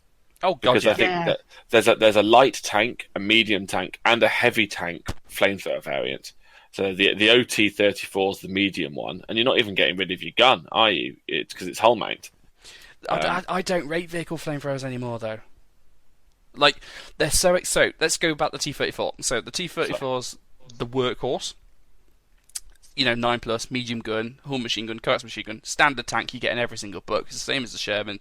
It's the same as the Cromwell. It's the same as it Panzer can take III. your tank riders on it. You can take tank riders, yeah. So, what's special about the T-34 is for 40 points, you can replace the hull MMG with the vehicle flamethrower, so it keeps its AT gun. I just don't think it's worth it. because No, it's only worth it for a flamethrower vehicle if you're going to throw it in somebody's face and accept that it's going to die. And you don't want to be doing that with a T-34. yeah, it's too No, expensive. it's why I haven't done it with the OT-34. It's why I had the KV-1S. I was at the KV-8, whichever one is the KV. That's the flamethrower KV8. variant. Yeah. Yeah, KV8, the yeah. one that's armor all round, armor 10, because you can throw that in somebody's face. Yeah, because that plus one on the damage chart really hurts. Like, it makes you so fragile, and when you only have 12-inch range, you're almost always going to be at long range. You're almost always going to be moving. So that's a -2 straight away. So you're rarely actually going to hit unless you're within 6-inch danger close range. And God up, they've got a Panzerfaust, because then if you miss, they're just going to kill you. So Yeah. It was that my KV-8 won me the first 2 games of Cambridge last year, or was it earlier this year? No, this year. Won me the first 2 games, and then cost me the final one by running out of ammunition in the 5th turn. are you going to bank on recommending a tank that costs 350 points for a heavy tank with a medium AT gun? No, it's stupid. You really shouldn't. And I think, isn't it even worse than that? Isn't it that because it's a turret-mounted flamethrower, you actually get the smaller AT gun on that one, so it is only a light. Yeah, it's like Yeah. Yeah, you replaced the medium AT gun and coax MMG for a light AT gun and a coax flamethrower. It was brilliant. I loved it. I had a squad of 10 SMG tank riders on it. It was really silly, and people just didn't know what to do about it, so it just sat on the objective all game. But then it can screw you up by running out of ammunition, because then it's just a 300-point box. I mean, it is stupidly expensive, but the fact that it's got the armoured all-round rule for the KV, so you don't get any flanks or rear on it, and it is a heavy tank, means it's a fucking bitch to kill. Yeah, it's immune to flamethrowers. That's one of the things Only that makes only if it's veteran. If it's veteran, you It's, don't care about your own flamethrower firing past it. It's nuts. Yeah, you can you'd still so if someone basically because it's a veteran, you'd still be set on fire and take the hit, but you can't be penetrated. You can't take the pins because if you're a veteran, you'd ignore the pins because the flamethrower can't kill you. But you wouldn't want to take a veteran. It's already 300 odd points. a regular still ignores pins on a 1, 2, 3, Yeah, that's true. If you want, but it's still a 50-50 chance to get 4 pins on you though. Yeah, it's not worth it. Nah. Any other tanks? The T-35 looks fun. That's a lot of very, very complicated machine gun fire. I know. The T-35 is the T-28 when he found its misses with like a younger Panther, and then went off the road for a bit and just really fucked himself up and put on a load of weight and grew 2 extra turrets. We've all been there, guys. We've all been there. I think it's worth giving a shout out to the big boom gun tanks, the IS-2 and the KV-2. Yeah, The IS-2 is really good fun. They might not have the best anti-tank capability, but they make up for it by just having absolutely whopping HE. So we should cost tanks by how many dog mines you can get for the same price. Yeah, that's the problem with this. Like, I think for 300 you can get, was it 12 or 13 dog mines for the price of an IS-2? So, yeah, lots and lots of fun. I wouldn't say they're particularly good though, but then listen to our old episodes where I've used an IS-2 to good effect. So you can do. It's just not the most efficient thing to do. And Japanese players, please note, your Hagos can't really hurt it. Just leave it alone. Has any others ever played a how do you pronounce it? Broncator? Broncator. Broncator?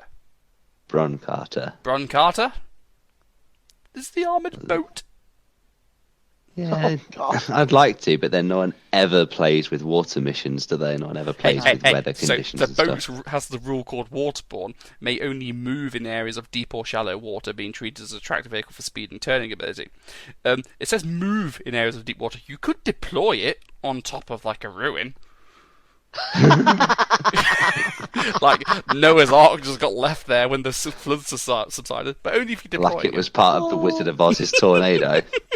So you're saying you could deploy a 300-point medium AT gun, 3 turret mount MMGs on a 9+ medium that's just sat there? It's its second rule. It's the end of its first rule that's the best. It's just discard the first damage roll that beats its armor. Yeah. No flanks either.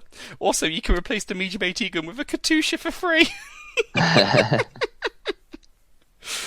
Yeah, and you can. Do it and every time. You do can Sit on the upgrade objective, laugh. and you can upgrade the turrets to twin turrets to double the MMG fire. So, for 330 points, you could have a medium tank with a Katusha multi-launcher on it, punting out 30 machine gun shots a turn, and it can also transport up to 12 men. But it can't move. Sit that on your home objective. Win. Laugh. As long as you're deploying it, it doesn't have to move after you just deploy it. There you go. There's my bunker. Although you won't have it if you have to move onto the board. All right. Spoil sport, ruining my fun. Consider your fun ruined. You're sincerely the fun police. Make sure you add it into the Jugger selector that you need to buy this a horse towing missions where you have to walk it on. That's worth it. That's worth it. I would allow. Two horse tows. I would allow that. Enough horse toes that could legitimately drag the thing. You have to model it with 12 horses. I really hope. I really want to see one someday. I want someone to actually bring one. Yeah. I also like how it says it can only move in areas of deep or shallow water, and moves as a tracked vehicle. Could you do a 90-degree turn with this? What's the physics on that? Yes. So a boat that's a foot and a half long. Sure. How big's the river? Sure. I don't know. Talking about sillily named things that we should probably give a mention for being silly. The Tachanka's quite silly. What did you call me? You're right, Tachanka, Dan. This makes the horse toe look like beast mode. Ever thought your horse toe could mount a machine gun? Well, this one can. Which only covers the rear arc. This is like Gandalf's firework cart at the start of Lord of the Rings. So what is it? It's a vehicle. It's a 3+ soft skin. It's not a 6+ soft skin. No, a 3+. So really shit. One rear-facing MMG covering the rear arc, with the special rule: just a cart. The Tachanka moves as a wheeled vehicle in addition to represent the vulnerability of the horses. It has been given an unusually low damage value, and every time it suffers one or more pin as a result of an enemy attack, it automatically suffers one further pin. So it basically is also a shirker. Yeah. But it's 20 points, and I'd still prefer this to a machine gun team. What's that tell you? I also like it. It's in the self-propelled artillery you can get 2.5 section. of these for one machine gun. You could take up your tank destroyer tank slot with a Tachanka and have 2.5 of these for her flipping machine gun team. Oh, it's so stupid, isn't it? Plus, you just get to look at people in the face and just keep calling them a Tachanka all the game. Also, because it's rear-facing, if you wanted to shoot it at someone, you'd have to present your rear. So if they shot you back, they'd get a +2 modifier, wouldn't they? Oh wait, no, it's a soft skin. Ignore it. Ignore it. Yeah. I mean, it is a 3+ soft skin. I know, but I wanted to be a 2+ soft skin. It's in certain circumstances. But once you turned around, right? Once you turn around, you're basically reversing at the enemy to get more range. So you're moving at half rate. It's a shame you can't take these for your Japanese, Pete, and you could just make rickshaws. Rickshaws with machine guns on them. I think Pete would really approve at a unit that twerks its way to victory. So yeah. Oh, come on, back then. into the realm of talking of machine gun vehicles. What, the Su-76? No, it's a light howitzer. Yeah, that's. I'm gonna skip the tank destroyer ones because they're all shit because they don't have coax machine guns. They're literally just a gun and that's it. So if they're mobilised, I think the only one worth looking at is the Su-76, and that's only if you paid 130 points. But it can be a light howitzer, and that's about it.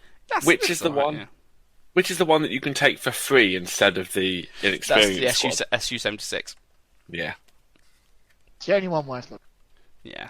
But it's a light tank with a light gun and it's open top, so yeah, it's all right. So Toph, I heard you really like anti-aircraft vehicles. You know what? I fucking hate the Tokarev. It's boring. it's so overdone, and it's such a noob trap, and you see them everywhere, and it's just ugh. I much prefer it to the Stuart. I'll be honest.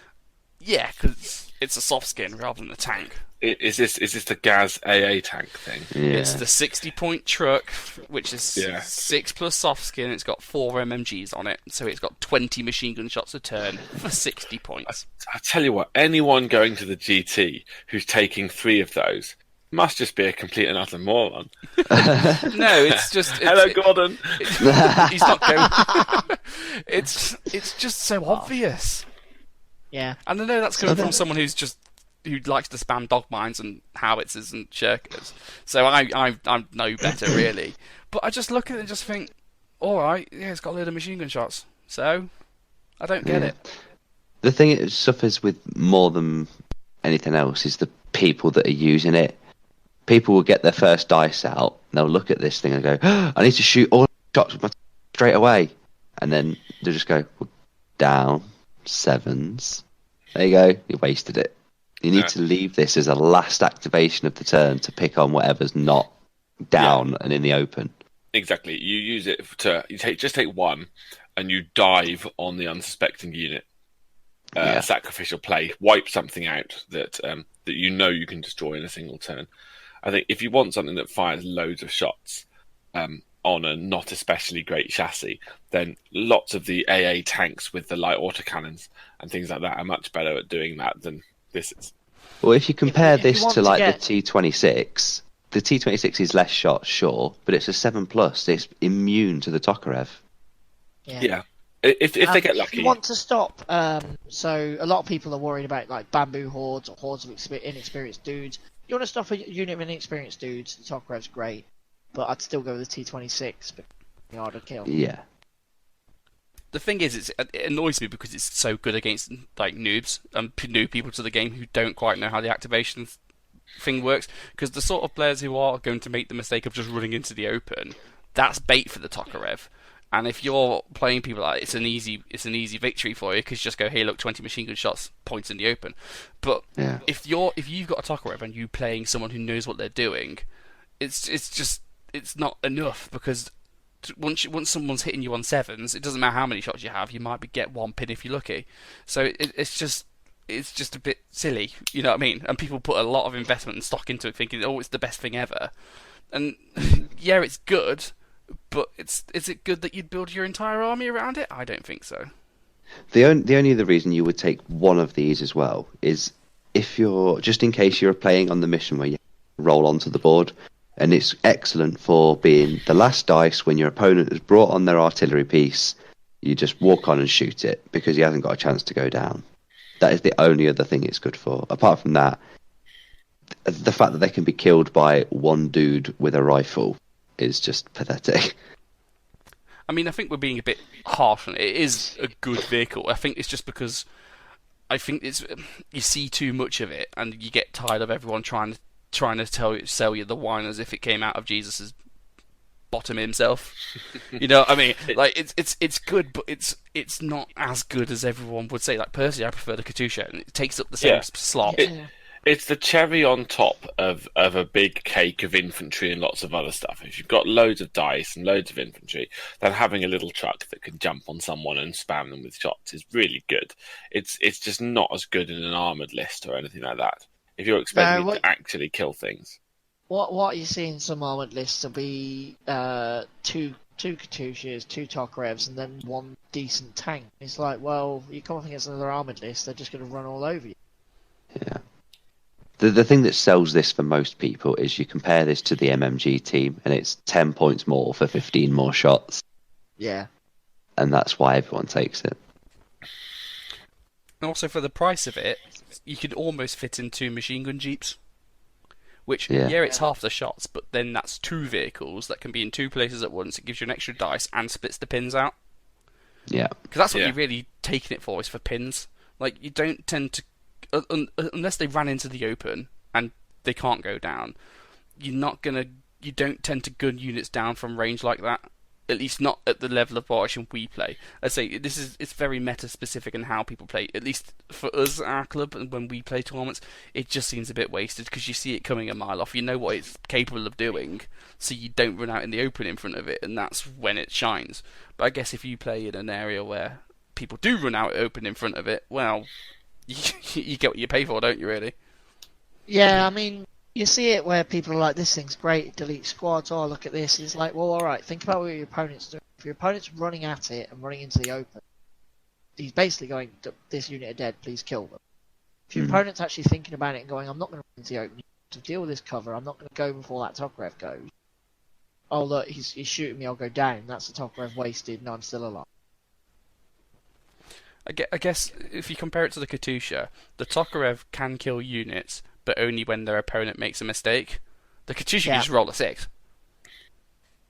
And the Katusha can kill vehicles as well as infantry. Yeah, such skill. And it will one-shot squads easier, because it will half them, and it will really piss Sheffield off, and that's what you really want in your life. Yeah, it will, yeah. Yeah. So, Tokarev's good, we just don't like it?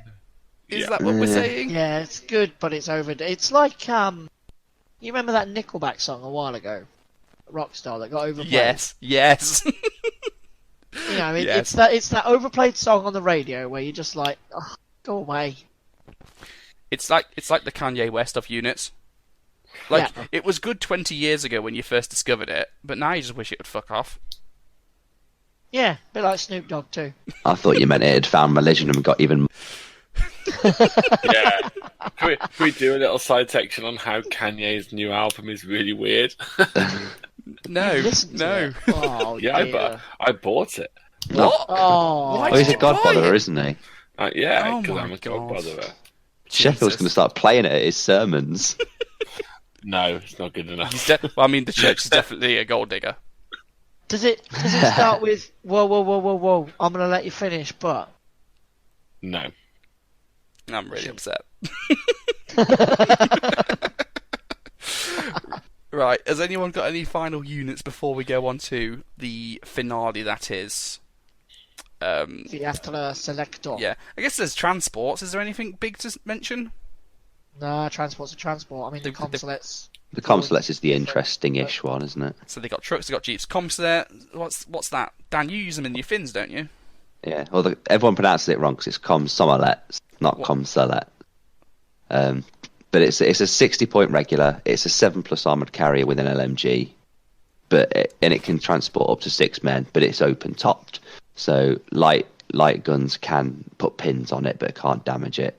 But the thing you're paying for is the LMG and the fact that it's 7+. And for 60 points, it's quite cheap. Not bargain, but it's quite cheap, and it's quite reliable as well. It's a poor man's mini Hanomag. Yes, yeah, it's good for your SMG squads or your body armor squad if you want to get them there and not just be sniped by a rifle killing your truck first turn. Yeah. Yeah, that's pretty good. I mean, you see a fair amount of them. I think it's got a nice price. The 60 points is a nice price where you can take it, put your squad in it, and it's not over the top. It's not Hanomag levels of points, if that makes sense. And I'll use this in my fins for my flamethrower, just because we don't have the option for a jeep, and this is a good way of getting them there reliably. Yeah. And plus, you can just keep walking forward and just putting out 4 shots a turn with your LMG, so it can put pins on units. Yeah. Nothing. Anything else? Oh, they can also take the aero, San. If you Only playing in snow. Is it like the boat where if you're not playing in snow, You can only you just move deploy on it? snow or flat ice. Okay, it's shit, but it looks cool. Oh, we're playing on a beach. I'll deploy it here. That's me. I'm never moving again. Also, finally, if you lend lease, you can take half the stuff out of the American book. That's quite nice. So you can take Stuarts, you can take Sherman, so you can take the machine guns to do it. Let's not talk about it. We know what it does. It's bullshit. But yes, you can take it into Soviet book too, which is fun. You can also take Churchills, and you can take M5 half tracks. You can take Bren carriers. Why would you? Because that's better than a Comsulet. It carries 5 men rather than 6, but can take 2 LMGs for the same price. And it's more manoeuvrable because of this turn on the spot rule. Yeah, Bren carrier's pretty cool. I do like how you have to give up something to take these units, though, so that's quite good. It doesn't mean you have all of your toys and these extra ones as well. But you're generally only going to take one tank anyway, so it doesn't really matter that your Wolverines replaces your SU-85 because you're not going to have both on the same table. I mean, you're not going to take the Wolverine to start. Well, no, it's just the first example I looked at. But yeah, I guess the only notable thing there is that yes, they can take the Stuart. What do we feel about that? The howitzer Sherman. No, I don't think so. Well, it just I mean, says it won't be as M4 useful. Sherman, so it Yeah, depends that's a little weird. what does that count as. I think the M3 oh no, because it's the M4 105, isn't it? Yeah, I think you could then. There you go. I mean, it wouldn't be as good as the US one, but it's an option, I suppose. Yeah, but it's still a 9+ with MMG and a medium howitzer. 80 something points, I think it is. Yay. So yeah, lots. But basically, this book has got more options than anyone else, really. And I think that's what you can take away from the Soviet book. You can do whatever you want with this book. You want to do an X-Horde, you want to do tanks, you want to do vets, you can do it with this book. And this book will do it better than 90% of the other army books out there. Just the thing, though, on that Lend-Lease, what is a seat? A what? I have no Transports and idea. Throws, Jeep or seat? I've never heard of it. Dear Warlord, what in the hell is a seep? Juggernaut listeners, look on page 56 of the Soviet Army book. What's a seep? Pete would like to know. Yeah. Email it to us, Facebook it to us, just let me know what the hell a seep is. JuggernautWargaming@gmail.com, in case anyone had forgotten. Maybe they missed the H out and it's a sheep and you have to ride it. Wouldn't that be stolen from the Welsh? Right. Sheffield, you like theatre selectors. You've been going on about it all bloody evening. I do like the theatre selectors. They're exciting. So what's so You good mean about broken? the Soviet theatre selectors? As we've been talking about, it boils down to two things. The first is that everything doubles. So, generally speaking, in every other book, the theatre selector is for a specific set of battlegrounds, and it just kind of limits what you can take. And you get to take 0 to 1 of this, 0 to 1 of that, and sort of get rid of the late war tanks if you're playing early war, get rid of the early war tanks if you're playing late war. And whoever wrote the Soviet book thought, wouldn't it be nice if we basically let you have everything in every selector? Oh, and we'll double it as well. So, really, there are two that are the best ones. So we'll probably focus around them. But they're Stalingrad and Silo Heights, which are both, they're in the mid to late war bit of the Soviet book. But basically, you get all of the good quality tanks that you want, all of the good quality infantry you want, and more slots than you can throw a stick at. And it basically, you're spoiled for choice. There's no point even looking at the other ones. It's not like you have to choose with the armies of Germany. You can go, I want to play late war with all of my toys. But I can't have this unit, this unit, this unit. Or I want to play early war and have lots of infantry. But I can't have that tank. If you play Soviets, just pick one of those two selectors, and literally there's nothing you can't take, except perhaps the IS-3. That's about it. So let's go through Stalingrad then. And another thing that I think is not normally mentioned, like, yes, you can take 2 sniper teams, 2 flamethrower teams, 6 anti-tank teams, 2 artillery pieces, and you get, fanatics for free. Another thing with the Stalingrad selector is that there's so many options for what your default units are. Now, like, thinking about the British book, they would say you can take British riflemen, and you have to take 2 squads of British riflemen, and that's it. There's no debate. Whereas this one, it starts off, your 2 infantry squads you have to take can be rifle squads, LMG squads, SMG squads, guard squads, veteran squads, NKVD squads, Strafbat squads, People's Militia squads, naval squads, or airborne squads. They might as well So basically, infantry squads. You can take whatever you want, yeah, so there's no restriction on what you want to take there. You can take vets, you can take regs, you can do what you want.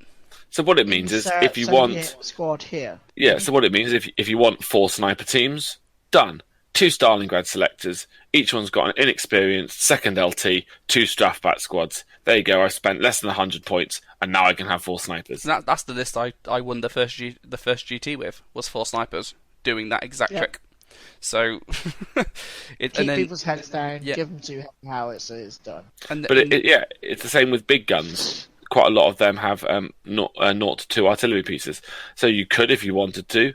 I think Toph's done this as well. You go 2 Stalingrad selectors, 2 inexperienced second lieutenants, 2 heavy howitzers, 2 Katyushas. well, Katyushas are tank slots. Yeah. But you could take 2 Katyushas and then 4 heavy howitzers. You could easily do that with double Stalingrad selector. Oh, Easily, Yeah, exactly. Easily could do that. Yeah. It's just you can do anything you want. What another army would need 4 selectors to do, you can do in 2. Sometimes you can do it in 1. They really are filthy. That is the reason. So we're going to come into it when we talk about what we're taking to the GT this year. But the reason I'm not taking the Stalingrad selector would, one, because it'd be a 3rd year in a row. That I've taken this selector to a GT, and it's time for a change. And also, it's just when everyone, I know a lot of other people, like Luke, especially trying to build partisans for the escalation of 1250 points, has really struggled to max his to get the most out of his slots. The Russians with Stalingrad selector are just laughing. Really, they're just laughing because there's always another slot that they can put stuff in. There's at no issue. 1250, you'd have filled up all your infantry squads, you'd have had 2 snipers, 2 flamethrowers, 6 dog mines, 2 artillery weapons, a tank, an armoured car. You'd have basically filled almost all of your slots. This selector is the one that makes tournament organisers say 1 platoon each. Yeah.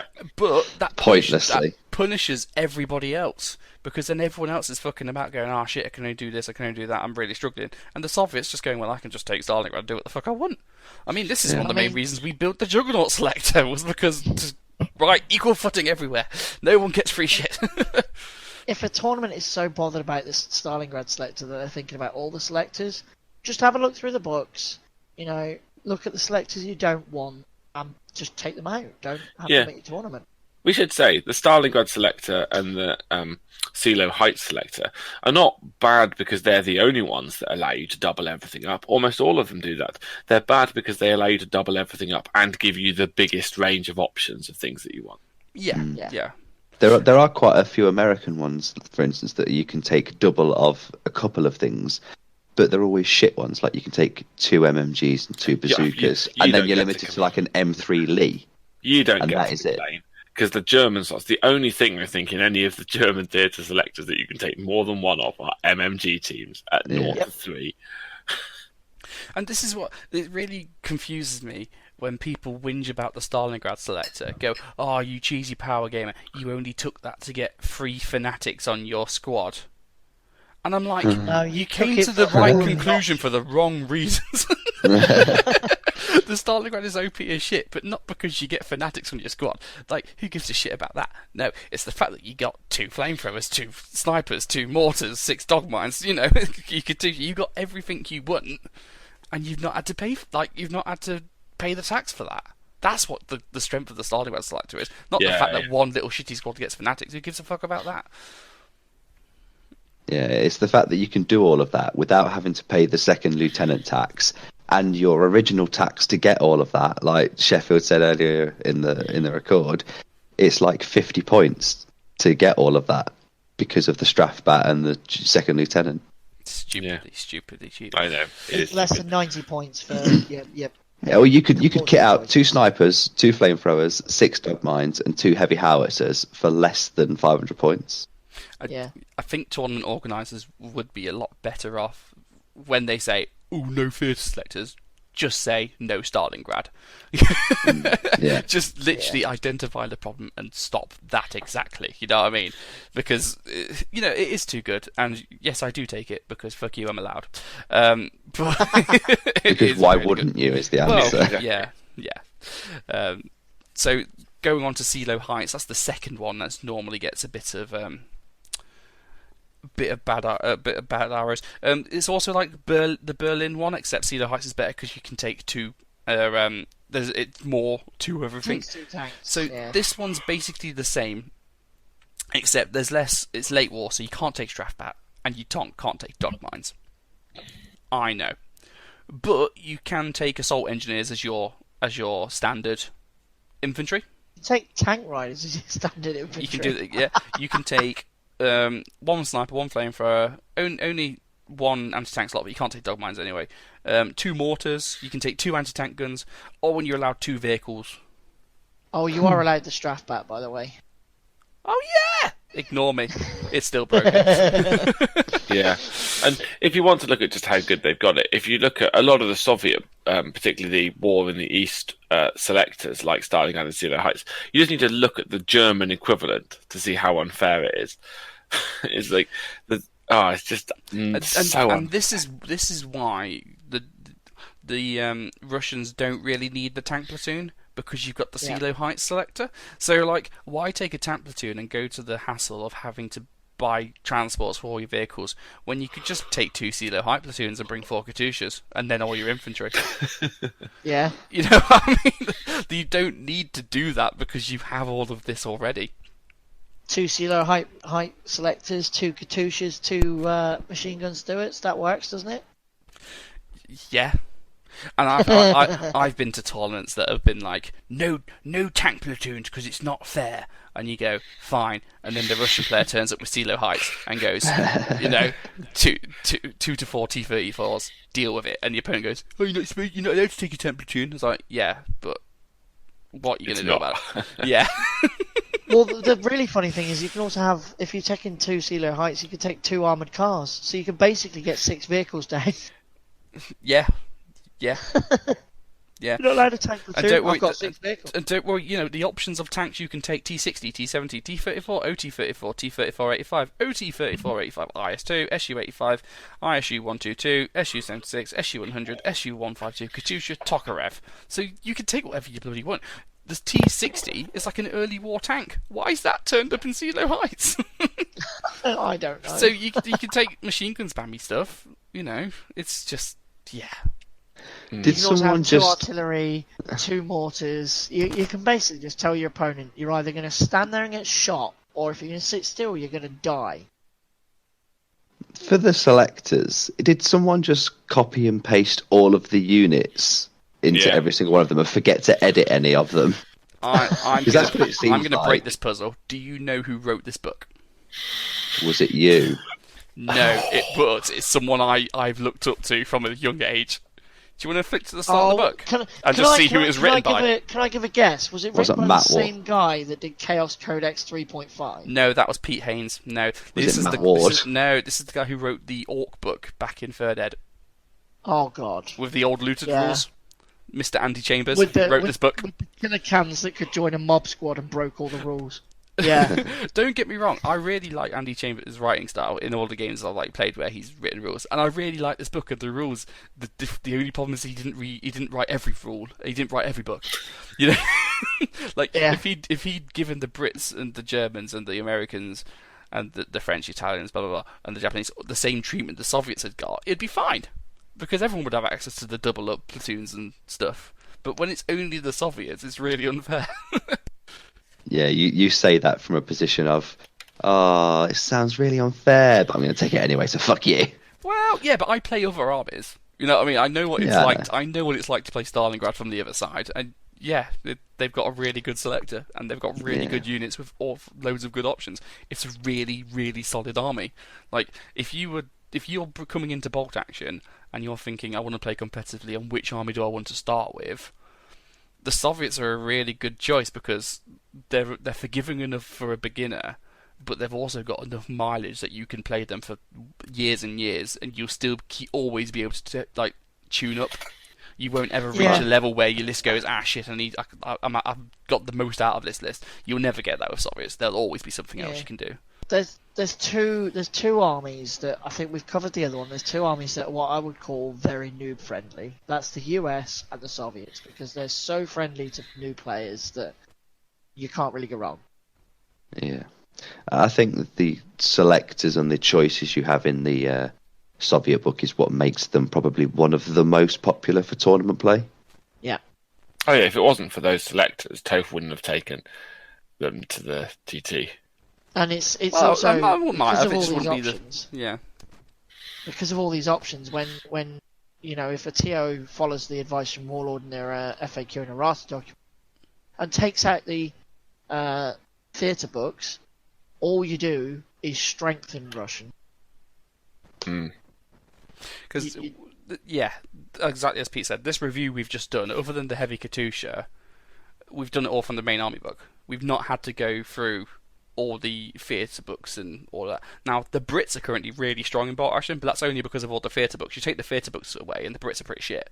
The Soviets, you can take everything away from the Soviets. You can take away, if you took away theatre selectors, if you took away theatre books, if you took away everything, they'd still be really good, just because what their base units can do with their base rules. So that's why we always say, don't take away the options, because you just strengthen the Soviets, because, well, everyone else doesn't get their toys, but we still do, just because of how badass we are.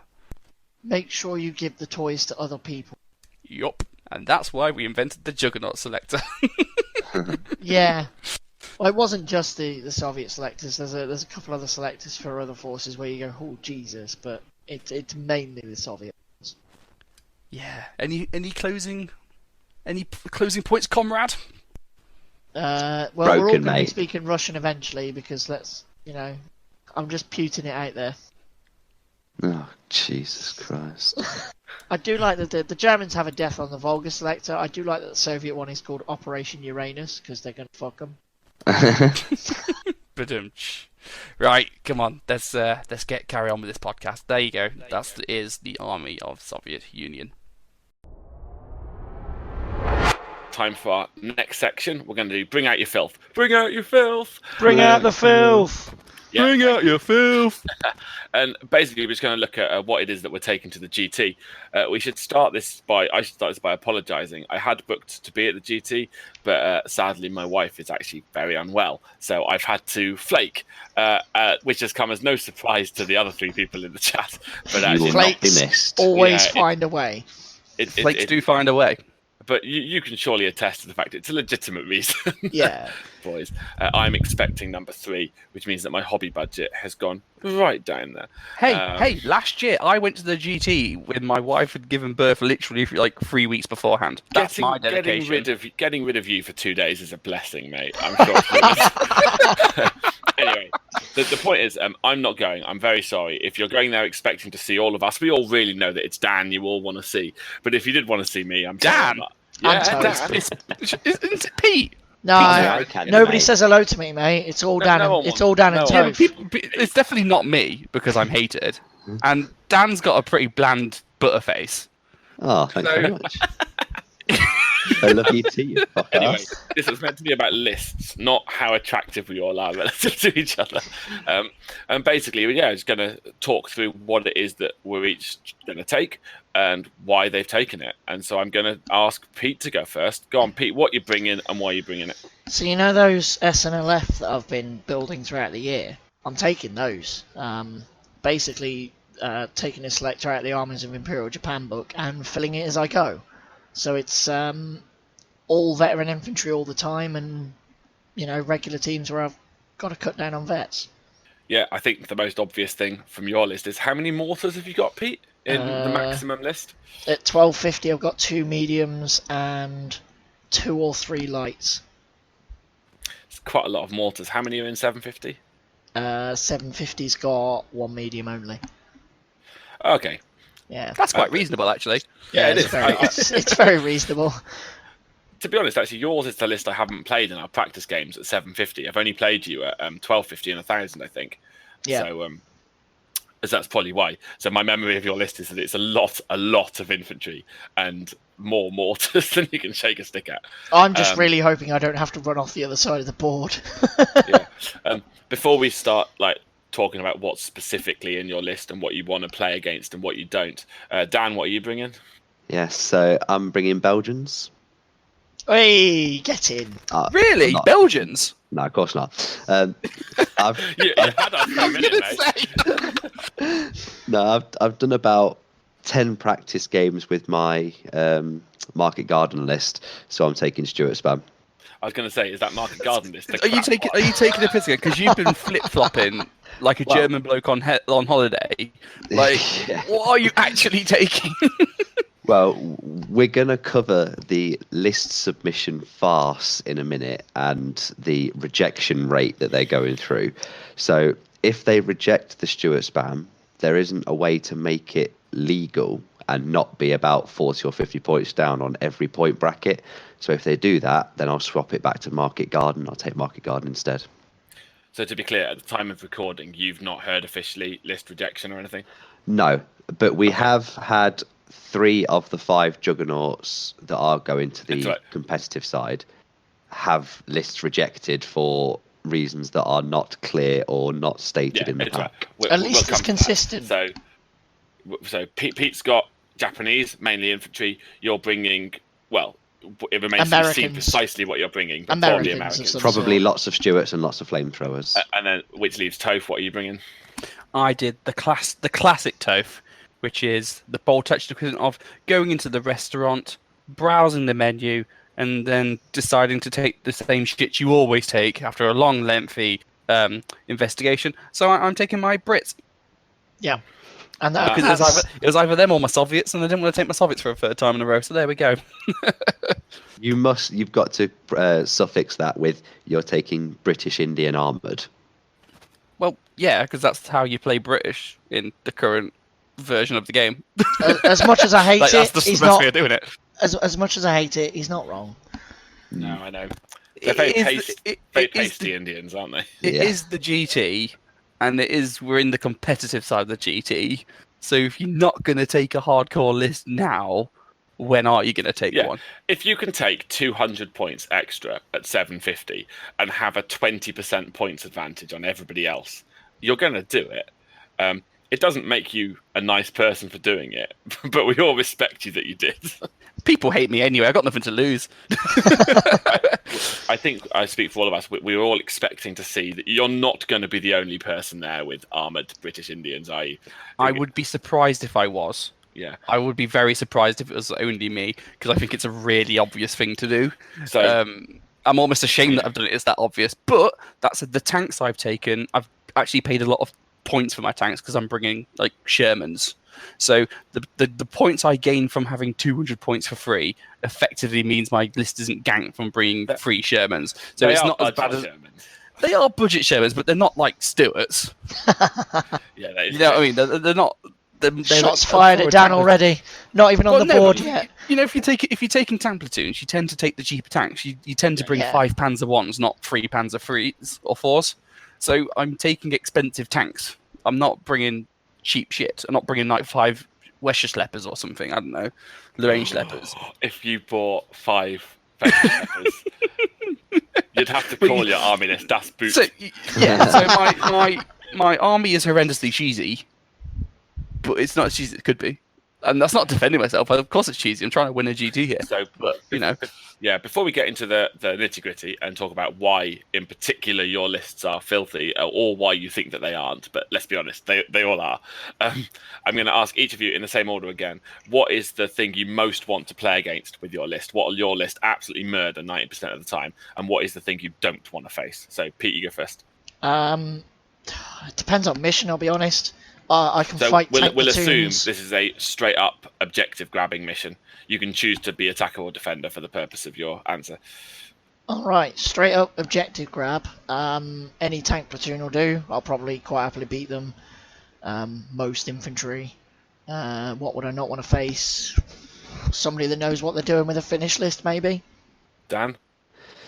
I would want to face a veteran heavy truck mounted army, because then hopefully they've got nothing to kill the Stuarts. I wouldn't want to face Toph's Sherman span, because they're just harder to kill. But most people that take tank platoons will take armor 7 and 8.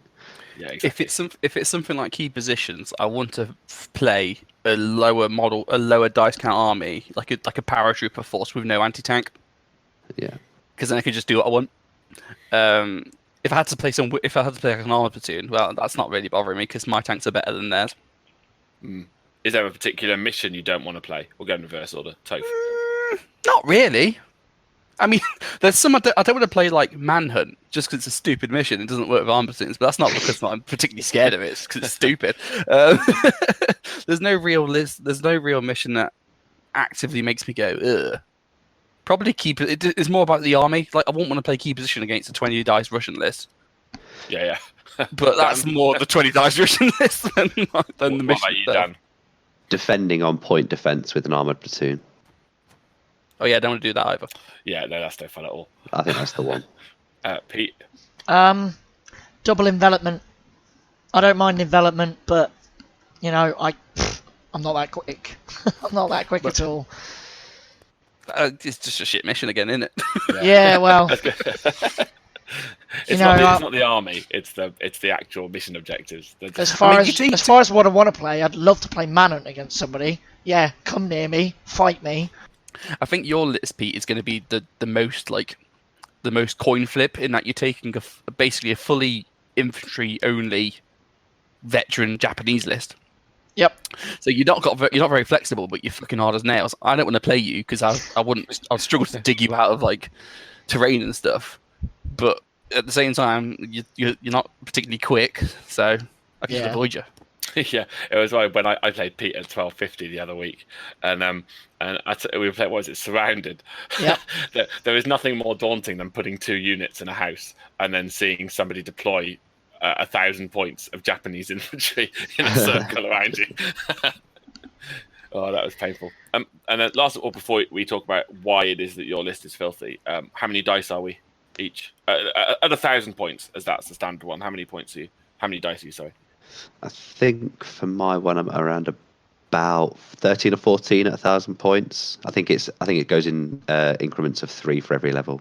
I'm also 14. I'm 13 dice. Really, you're getting out diced by tank platoons, Pete? Mate, the tank platoon needs to dig me out. Come closer. No, I'm not saying. Apart it's from Dan, it's just keep those weird. fucking flamethrowers away from me. It's just tank platoons are normally the lower dice armies. So it's interesting that we've got more dice than you. Yeah. It happens. There's a lot of veteran infantry there, so there's a lot of points spent in those infantry. I guess it's the lack of trucks and jeeps and stuff. Yeah. So go on then. Why is what we've bought filthy? Because I got 200 points for free. Duh. Yeah, at 750, I'm playing 950. Everyone else has got 750. There you go. That's why mine's filth. That's why I was looking at Market Garden, because I'd have an extra 100 points because I get the Observer. Though, yeah, I've also Kills your own men. I mean, at 750, I've got 200 points more than everyone else, so I should be really good at 750. At 1,000 points and 1250 though is when the restricted platoon kind of starts catching up with me. But at 1,000 points, I think I've got I've got 2 sneaky mortar carriers as well. They're pretty filth. Yeah, they're great. They're really good. Fantastic. I think that's about the most cheesy cheesy thing in my list, other than the list itself. Because the 10-man regular squad, that's not particularly cheesy. Sherman, that's not particularly cheesy. Yeah, but it's everything in the holistically together is cheesy rather than individual units, except the 2 3-inch mortar carriers, which are both horrendously cheesy, and I love them. And so cheap. So cheap. 64 points. we were genuinely in shock on the last Tuesday that we played, because I was complaining that they were too cheap, and Toph was adamant that that's how much they are in every book, and I was going, not for Germans they aren't, and the German equivalent is 40 points more.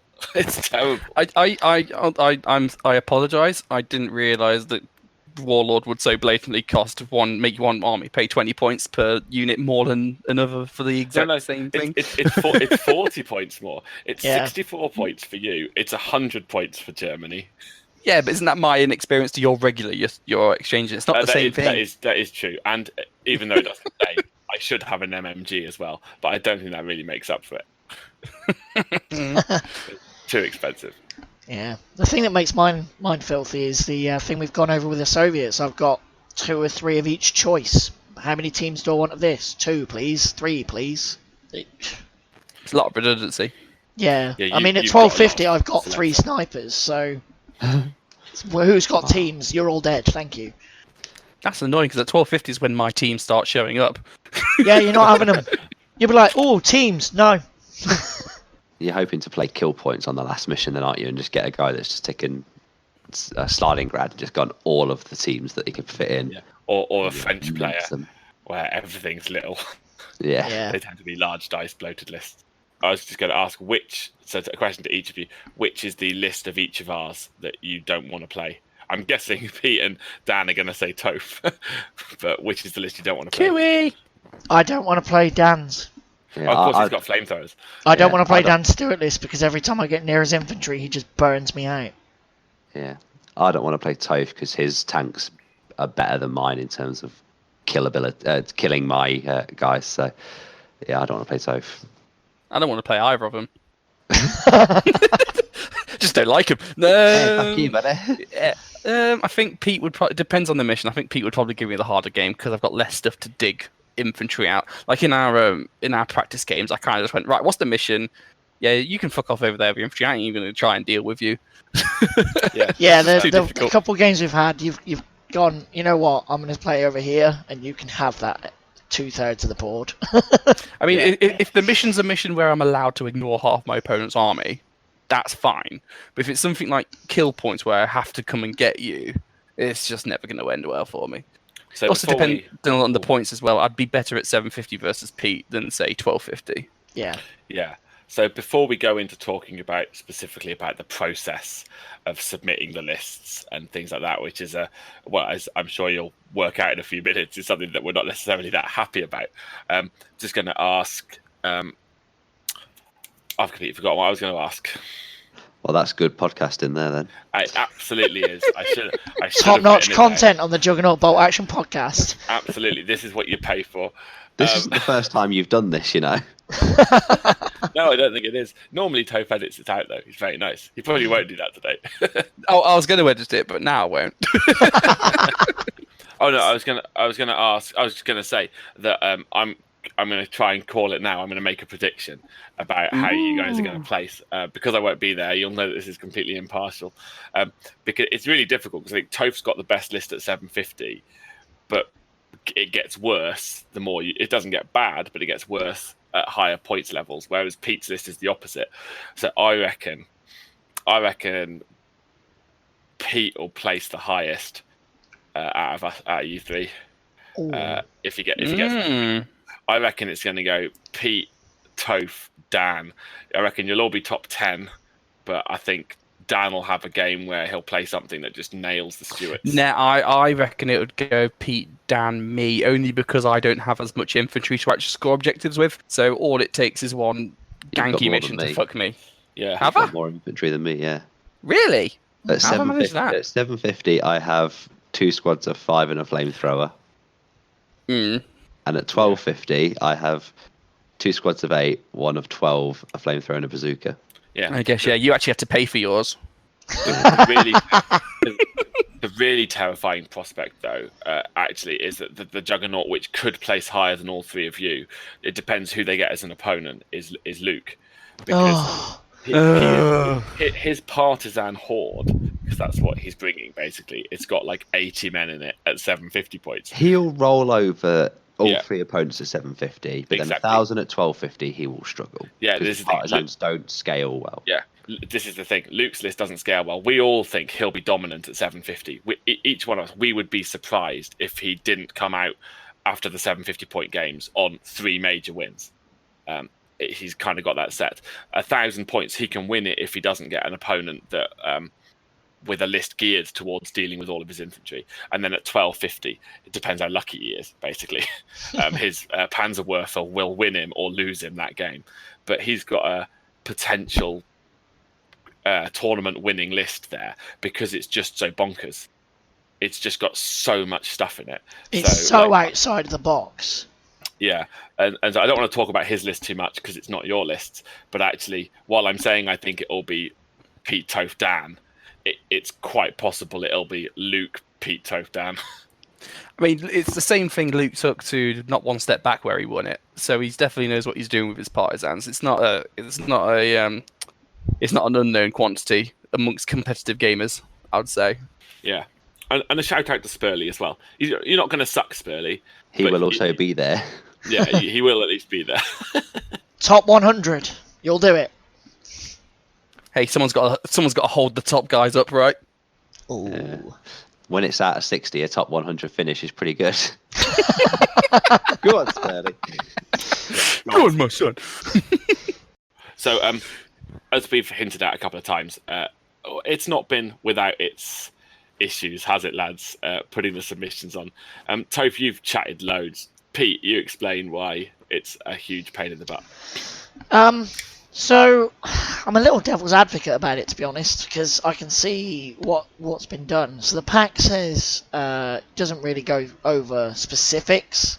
It gives you an idea of how to do it, how to put your lists together, but it doesn't go over specifics. And some of the lists that have already come back and had to be resubmitted are, because there's been no communication that they're doing it that way. But at least I'm looking at it going, well, you're being consistent, so okay. P.S. You probably want to throw mine back at me. Have a look. Yeah, so it's weird. So we talked a lot about it a few podcasts ago. We talked about the dedicated GT. an episode to it. We had the 0.5, yeah. Yeah, and so the pack first came out because we hated it even then. So we were skeptical about the pack. It's got this system where you just a brief recap, where you have an army list at 750, an army list at 1,000, and an army list at 1,250, and there has to be continuity between them. But it wasn't especially clear what that continuity needed to look like. So sometimes, like, you couldn't suddenly, we knew, change the experience level of a tank or a squad, but we thought that you could add people to it. Just one thing as well, though.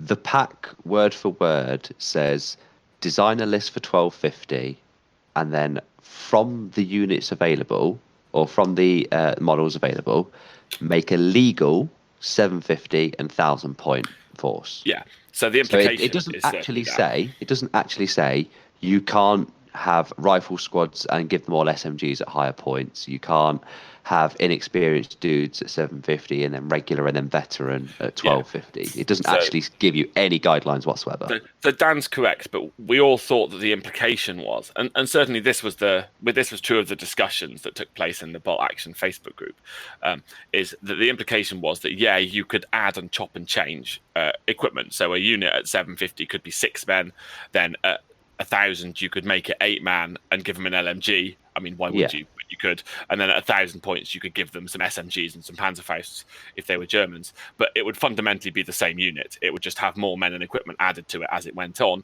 Or if you preferred to look at it the other way, you could buy it at 1,250 with all the bells and whistles, and then as you're cutting your list down, take stuff out. What's been made clear, though, subsequently in the list bounce back we've got is that that's not what they're doing.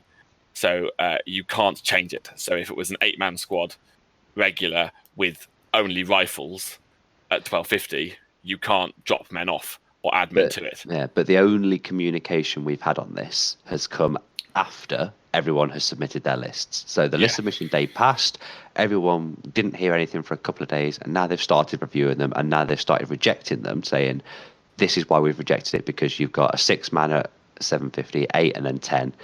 We're not allowing that. And it's like, well, okay, that's fine, but this should have been communicated to us almost a year ago when the pack came out, when we asked these very questions. Yeah, it's not like I went back and had a look the other day when we were arguing about it, because I went back and looked through the couple of Facebook conversations with 100 plus comments on it, and there seemed to be a pretty good community consensus about what it meant, and that community consensus was perhaps validated is the wrong word, but there are people who wrote the pack and are involved in Warlord games who are commenting on this and listening to the feedback, and they're going, yeah, that makes sense. Oh no, it meant this, and clarifying it for us. So we have spent the better part of 6 or 7 months now under the impression that you could do something that it turns out you actually can't. I can go one higher than that, because when during this year I've met up with Simon Tiff, the Warlord community manager at various lovely guy. Met Gaz. Yeah, met with Gaz, lovely guy, at tournaments as well this year. And both opportunities I asked for clarification on what you could and couldn't take. And when I said, can you change the squad sizes, I got told yes. Yeah, that's exactly what I was just going to say. At the BBAL, we got this definitively approved, didn't we? So it's just, come on, if you just, how hard do you have to make it for yourselves? It's just, I don't mind one way or another, but you want to know, and having lists thrown back gives us more work to do, gives them more work to do, just creates uncertainty. And you know what? Chances are when we go to the tournament in 2 weeks' time, you'll see a list there where, you know, someone has changed squad size, and you just be eye rolling and slapping your forehead, going, "Oh, for fuck's sake!" So one of the things that we were finding that Wales really aren't helping themselves is that we've got a guy that we know really well, and he's playing in the tournament. We're all going to see him there. We've played with him at other tournaments. He came to our tournament, and he's been put in a position where he's vetting the lists of a tournament he's playing in. And that's not a criticism of the guy at all, but it's a really odd thing for a TO to decide to do. And it shows that either they're desperate for people to vet, or they haven't really thought about it, because you shouldn't really be in a position where you have the yes/no on whether a list is legal for a tournament that you're going to. Or there's nobody else to do it, you know? If they've gone out to him and said, look, I've got nobody left to do it, I've got over 300 lists to vet, can you give me a hand? And the guy's put his hand up, then fair play.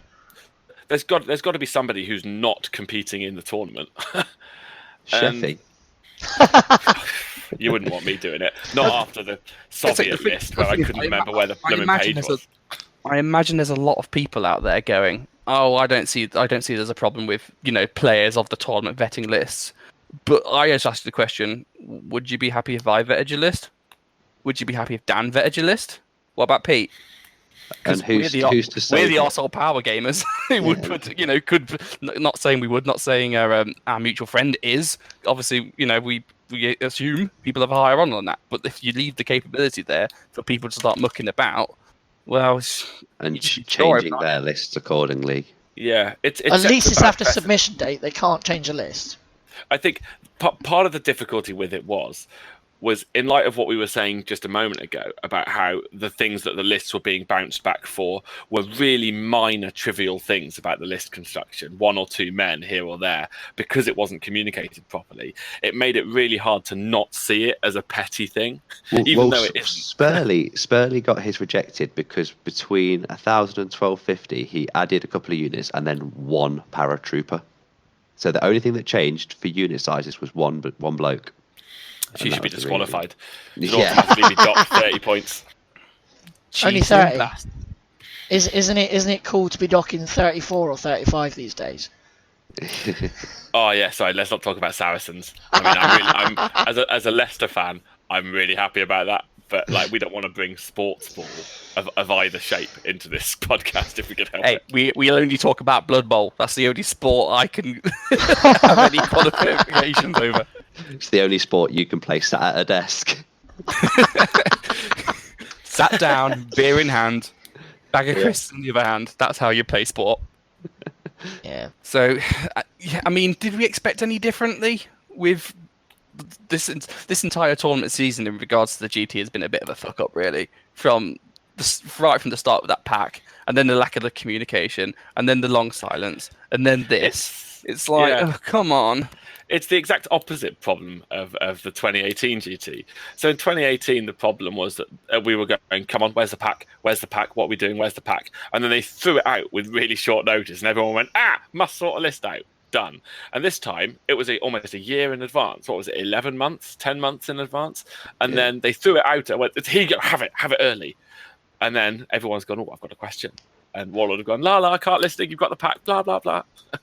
For me, the biggest thing is, I don't know whether it's Warlord or whether they've passed it on to someone else to be responsible for it, but it's the unwillingness of whoever is in charge to actually take control and just say, right, because when we very first got it, we did the 0.5 episode, and we said we need an FAQ to say how we build lists, how is everything supposed to be done, and they didn't do it. And then we asked them when we went to tournaments, and we asked the Warlord staff, how do we do this? Can you release an FAQ?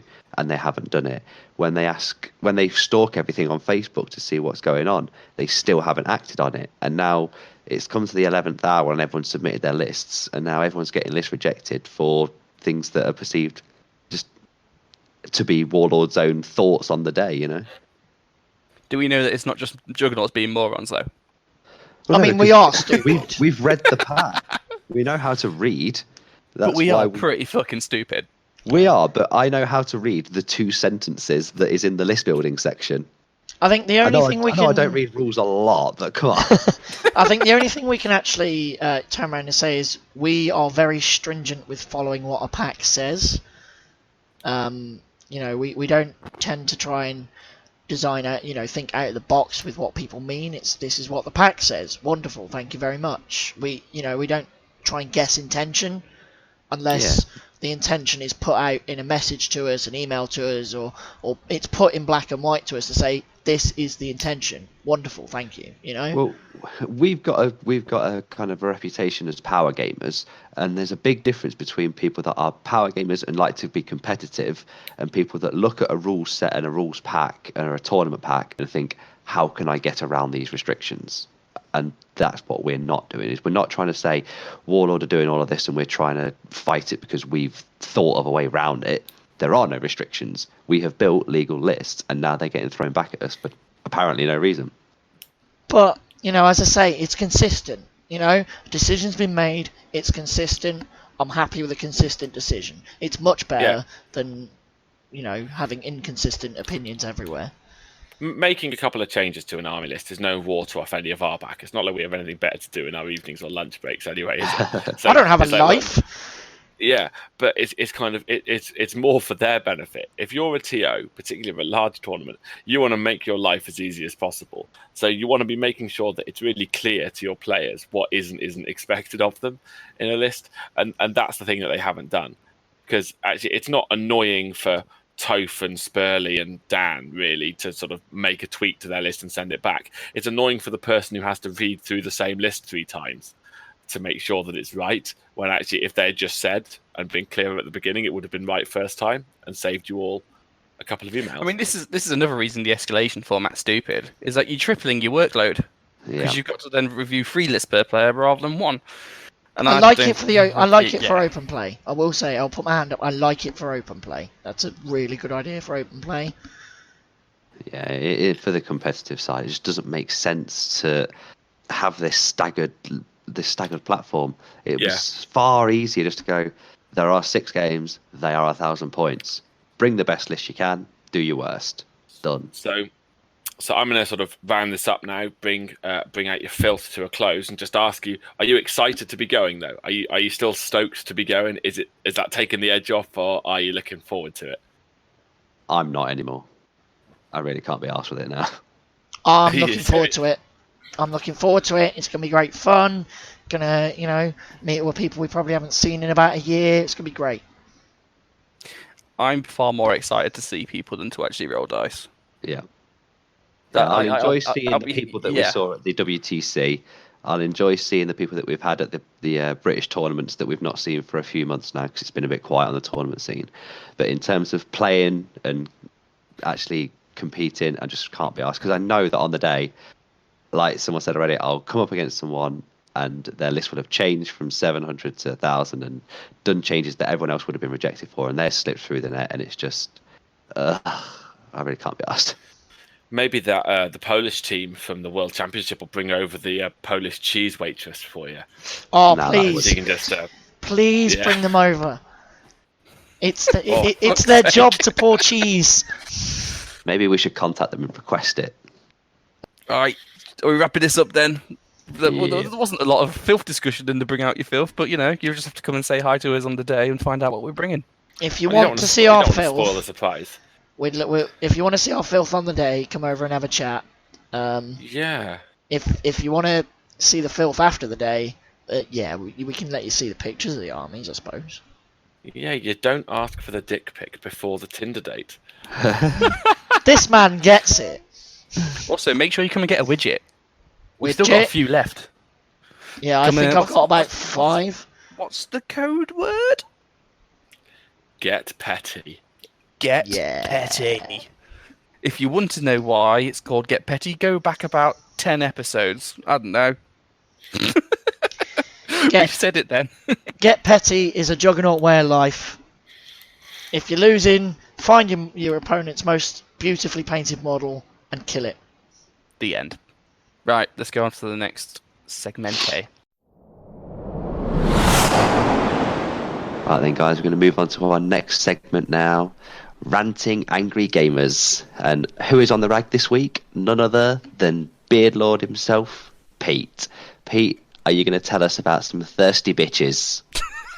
So thirsty for no reason. Oh, it does my nut in. What they're doing to you, Go Pete? on, what? What's happening? It's basically not having the, the I wouldn't say the wherewithal. It's not having the ambition to design your list and then think, where can I take points out? And instead going, I want that list.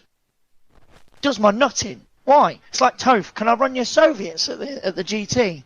No? Oh, all right. What's the point? Why? Run your stuff. So Go what, with units you're good with. you're hating net lists, is that what we're saying? Yeah. Net lists. Yeah. If you want I a hate net that list, go back to 40k. Ooh. We've got to add on to this as well. People that just message us saying, my name's Derek. I've just started playing Bolt Action and I'm interested in British.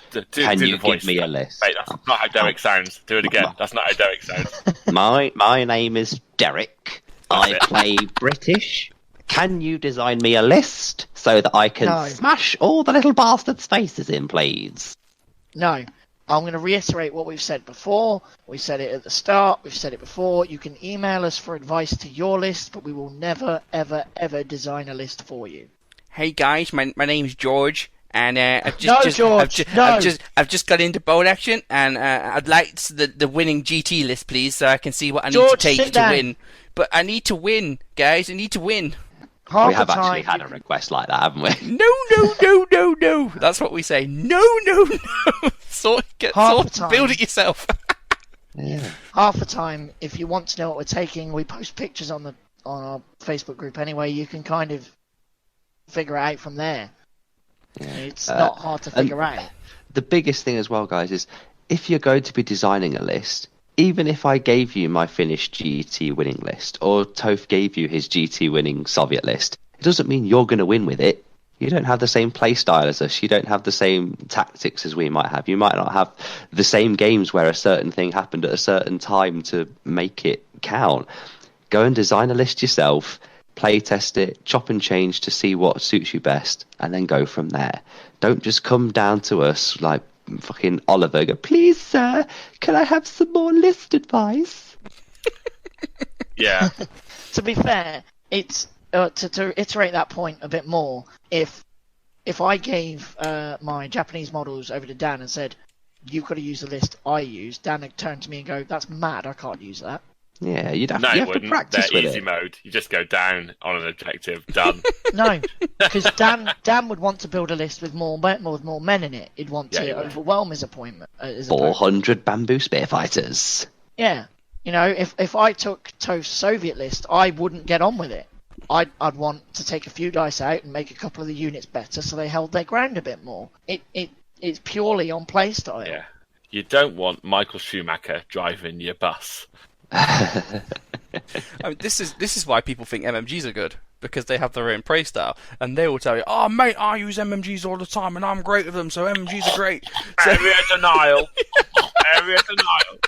So if somebody's good with MMGs, good job. It must mean the people they're playing are absolute fucking Normans.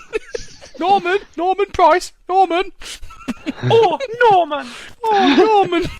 Oh, MMG friend. So someone call Sam. I've got my MMG stuck up a tree. That's what we need to do. We need to make an in-betweeners Fireman Sam crossover. Isn't that what this podcast just is? Yeah.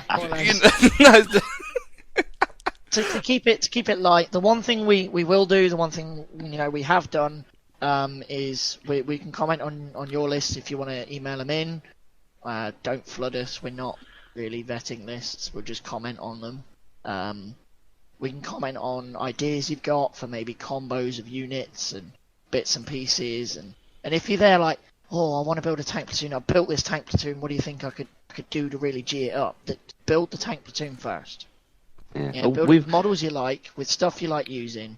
Go with that, because that's how we design our lists. We've done it on the show before, haven't we? We reviewed. Was it Alistair Unicum's British armoured list? Oh, that Filthy Stewart thing. Yeah, and we also reviewed. I think Gordon mailed us with a a Russian list that he thought was quite good, and we reviewed it and thought where we could chop and change a few bits. So if you mail us with a particularly good nasty list that we think, oh yeah, that deserves some praise, then we'll review it when we do the Bring Out Your Fill segment. But most of the time people just ask us to build the list for them, and it's a bit boring now. Dan is the hero next door. Oh, down in the valleys in Pontypandy, come here to play some board action. Oh, this Sorry, is going to be. I'm a bit confused. Are you doing your Soviet accent again? Comrade Sam. I thought Jamaican there. Please let us know. Comrade Sam from the valleys? No, that's Trevor. Isn't Trevor the Jamaican guy? He's I don't know.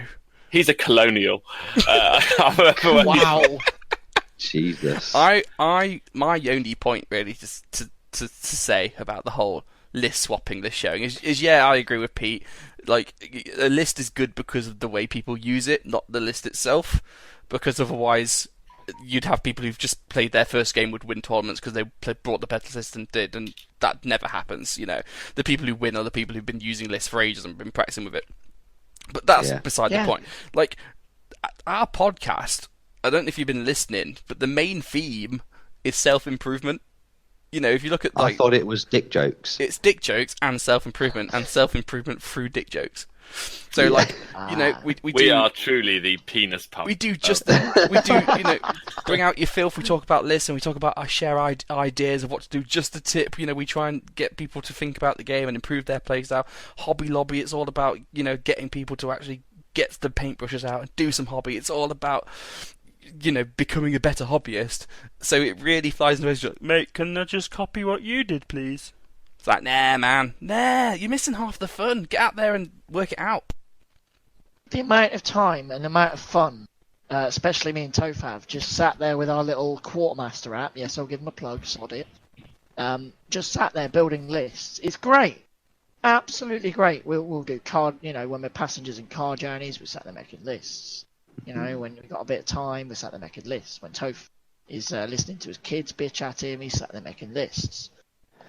Well, even for the GT, we all designed lists probably 2 or 3 months ago, and we spent probably 4 or 5 days solid of just everyone at work constantly texting each other going, right, these are my thoughts, what do you think? These are my thoughts, what do you think? And changing it, and then you have a play game on Tuesday, and then back to it, you go read it on your list, and you think, right, these are the improvements, what does everyone think of this bit? And you play test it again on a Tuesday, and eventually, 3 months down the line, you throw it all out and take Stuart's back.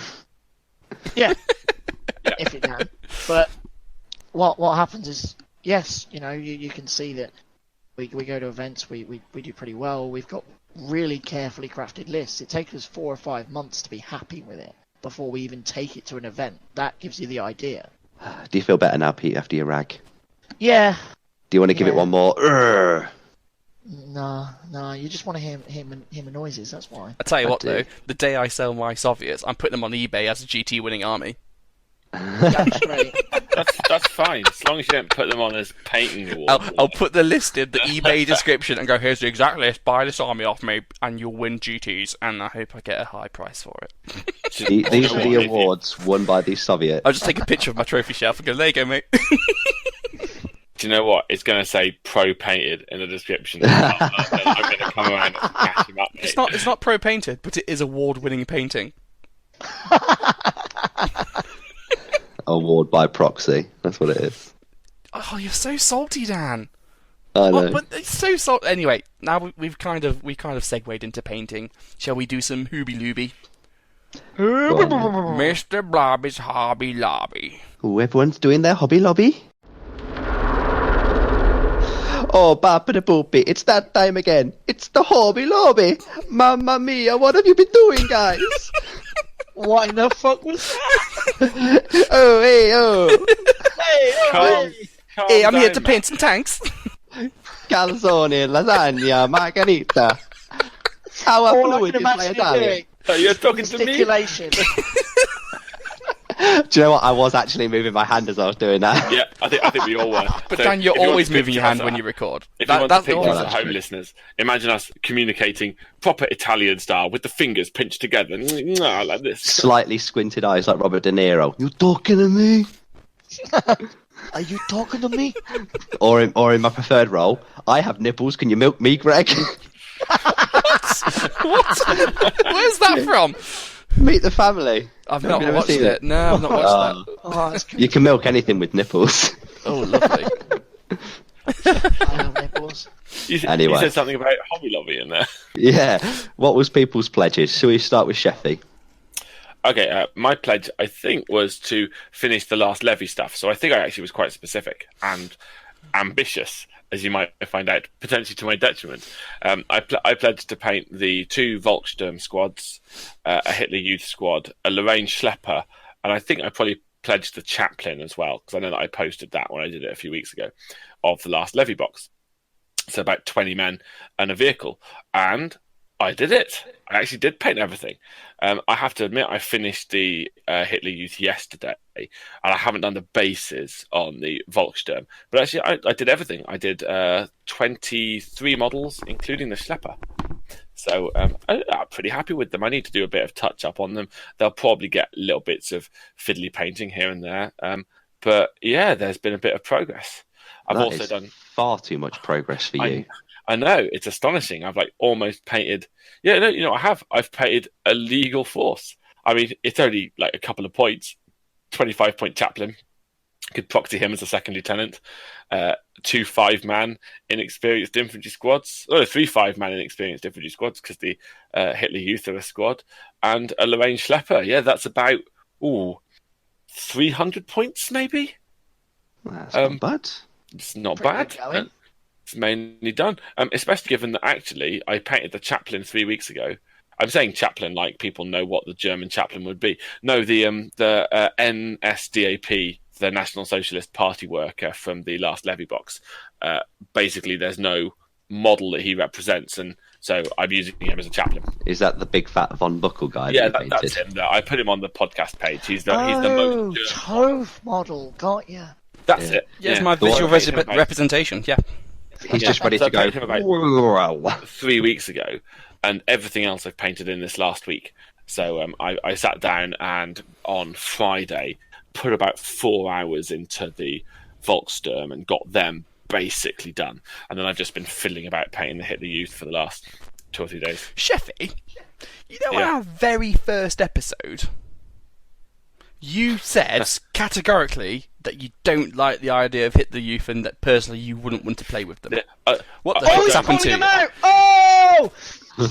I'm not going to play with them, but when I pledged to do the last levy box set, it includes them by default. So you probably won't ever see them on the battlefield. Boo. I'll be honest, I wasn't trying to make too moral a point about it, so thanks for bringing that up and make me look like the bolt action dude. But I quite like being silly with my units sometimes, and actually, like the reality of what Hitler Youth were is just a little bit sad, and that I can't quite enjoy playing with them in the same way that I can enjoy playing with other things. So yeah, it's kind of, will I bring them in battles and stuff? Yeah, I probably will. You might see them on the battlefield every now and again, but they're not going to be a staple of my force. If I want cheap infantry squads, that's what Volkssturm and Ostruppen and things like that are for. They're a quite interesting unit. I'm enjoying painting them because they're a bit different and they've all got different uniform and clothing on. But You're more likely to see him at our club than you are at any tournament, though, aren't you? Yeah, exactly. Yeah. I don't think I'd take them to a tournament, but it's like this isn't because I somehow think that people shouldn't have them. Like I've seen forums and bits of discussion group where people, like a company has made some bolt action scale Hitler Youth models, and people have gone, "Oh, I don't think you should be making these." Like I don't agree with that at all. I think absolutely you should be able to have them and make them. They were a military unit. They did fight quite a lot actually in the latter stages of the war, and I just, for me, it's distracting having them there in a way that doesn't make me entirely comfortable. Yeah, I mean, Yeah, you sorry, can have that's a bit depressing, isn't it? That is very Yeah. depressing. You can have I that, just wanted but to shut up Tove. I'm of the opinion, at least, well, you know what it's about. I'm of the opinion, don't ignore history, just pay attention to it. Yeah, it's like so actually one of the Hitler Youth models is one of the, and I can't remember what the actual German is, but it's from the German League of Women. That's sort of like the female version of the Hitler Youth for girls, like Girl Guides if they were military. And actually, that model looks a bit like a medic, and she's carrying a Panzerfaust, and it's basically a young girl model, and it's a really interesting model and looks very different from everything else. So if I ever take a medic, I might use that model for that. But yeah, it's been really weird. Every single model in that set is really different and really characterful. So normally I don't enjoy painting the infantry in bolt action. And actually, I kind of enjoyed these. They're all a bit weird. Some of the most You expressive enjoy faces. Kids. It's disgusting. No, I was just. It's not even. So he painted a bunch of kids and a chaplain. Did he model the chaplain running after the Hitler Youth with his pants down? Fucking hell. Boom! We know you work for the church, Sheffy, but you've not got to bring it into your hobby as well. Fucking hell. Hey, we had to lower the tone. It was a bit highbrow discussion there. Yeah. Quick, way. someone Also- do another racist accent. I suppose the good news is that Sheffy's probably tripled or even, quadrupled his hobby output for the year. Yeah, he was going to take it easy now for the next 2 Does months. that mean he actually made his pledge? Yeah, Yeah. he smashed I it. did. Well, good. Yeah, Good. yeah. Cool. Yeah, my pledge wasn't very defined, so I don't know whether I hit it or not. Build a tank it was. Well, No, that was me. No, was that my, you? Me, I'll put myself You know. down as build a tank. my Build a pledge tank. was just get shit ready for the GT, and it's on the way to being ready for the GT. There you go. How ambiguous of you. I know. Aw. So punish me if you want, but I am working towards getting my stuff ready for the GT because I've been using the models, and yeah, there you go. I've built I built a second mortar carrier. I stripped down some old trucks so I can get them repainted to be used in the new force. I purchased a Jeep, an American Jeep, but converted it so it's got British dudes in it. So I've done all that. I've been quite busy. Is that okay? Don't hurt me. Shall we make him take the Pink Panther to Gaz's next event? Yes. Ooh. No, Panthers are cool. Make him take an FT-17. I was going to say my pink tank is a King Tiger, which Yep. is a bit. I don't want to say. Pink King. Let him take that then. The King of Pink. Yeah, but that's a historical event there. I don't want to take a bright pink tank. I'd want to take something a bit more serious. I'll happily meet you halfway and take a heavy tank. No. An MMG team. Okay, I'll do that then. That's fine. It's an Can you historical take- event. I'll take an MMG team to Gaz's event. That's fine. Oh, you don't want to take my General Patton painted as Santa Claus? No, because it's in March. It's a bit late. Oh, I thought it was early next No, year. we'll I thought it was I'll early tell you what. February. Once we've done the Hobby Lobby bit, we'll go into it and say exactly what Gaz is running. But yeah, I'm happy. I'll take an MMG team to There you go. to Gaz's event. As long as I have one. I'm thinking of my armies now. I mean, it's the first thing that goes in the bin before you even take the plastic wrapper off. I've got some LMGs that I can use if I give them enough crewmen, so I can do that for my. Yeah, I should be able to do it. Yeah, it's fine. I can do it. Yeah. Can we agree it has to be at least regular? You can't take an INX one. Bitch, it's gonna be Never veteran. take it in X. There you go. Yeah, if you're gonna take one, I don't want it to get sniped. I'll take the Russian one. I'll take the veteran one with the gun shield and just sit there going, "Sixes, bitch." Snipe somebody else. Am I allowed to mount the MMG team on a motorbike? No. No, fuck. What, for a Great. points reduction? No. Yeah. Hey, if you don't ask, Right. you don't get. Yeah, I'll take an MMG True. team today. And when you do ask, you still don't get. Married life, eh? Well, did you do your pledge, Dan? Did you paint another army in the last day? Pretty much. So my pledge was to build the 2 French howitzers for my Belgian force. Check. Base coat all of my tanks, but I've actually painted them all up completely. So check. And then it was to take a dent out of my 40-odd infantry for my force as well. And they are all completely painted. So double check. So yeah, I actually did quite a lot. It was all in the first week or two after we made pledges, and then for the last 2 weeks we've been redoing our kitchen, so I've not been able to actually get out to do any hobby. So it's a good job I did it straight away, or else I'd be fucked. It's good going. It's good going. It's standard Dan output, that is. Yeah, and the kitchen's pretty much done now as well. So for the next couple of weeks, I should be able to get the Belgian force done. You should have put your kitchen on the hobby pledge. Me of being boring. Yeah, I know. I know, because I would have fucking failed it. So yeah, I kind of wussed out this month. I put a pledge up of build a tank, and then within the next, I think it was 2 days after.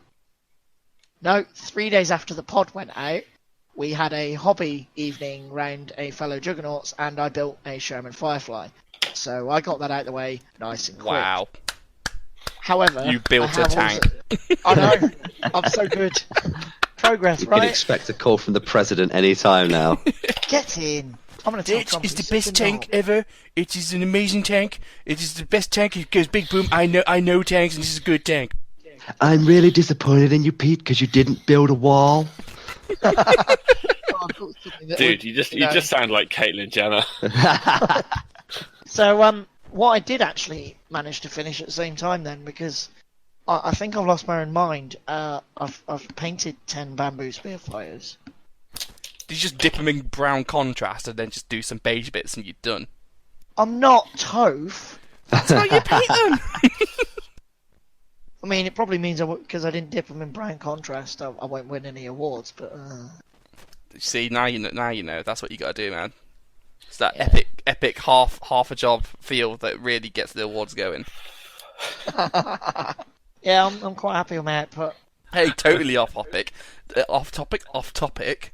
Hop it. I learned something new today. Do you know that Henry Hoover is not available outside the UK?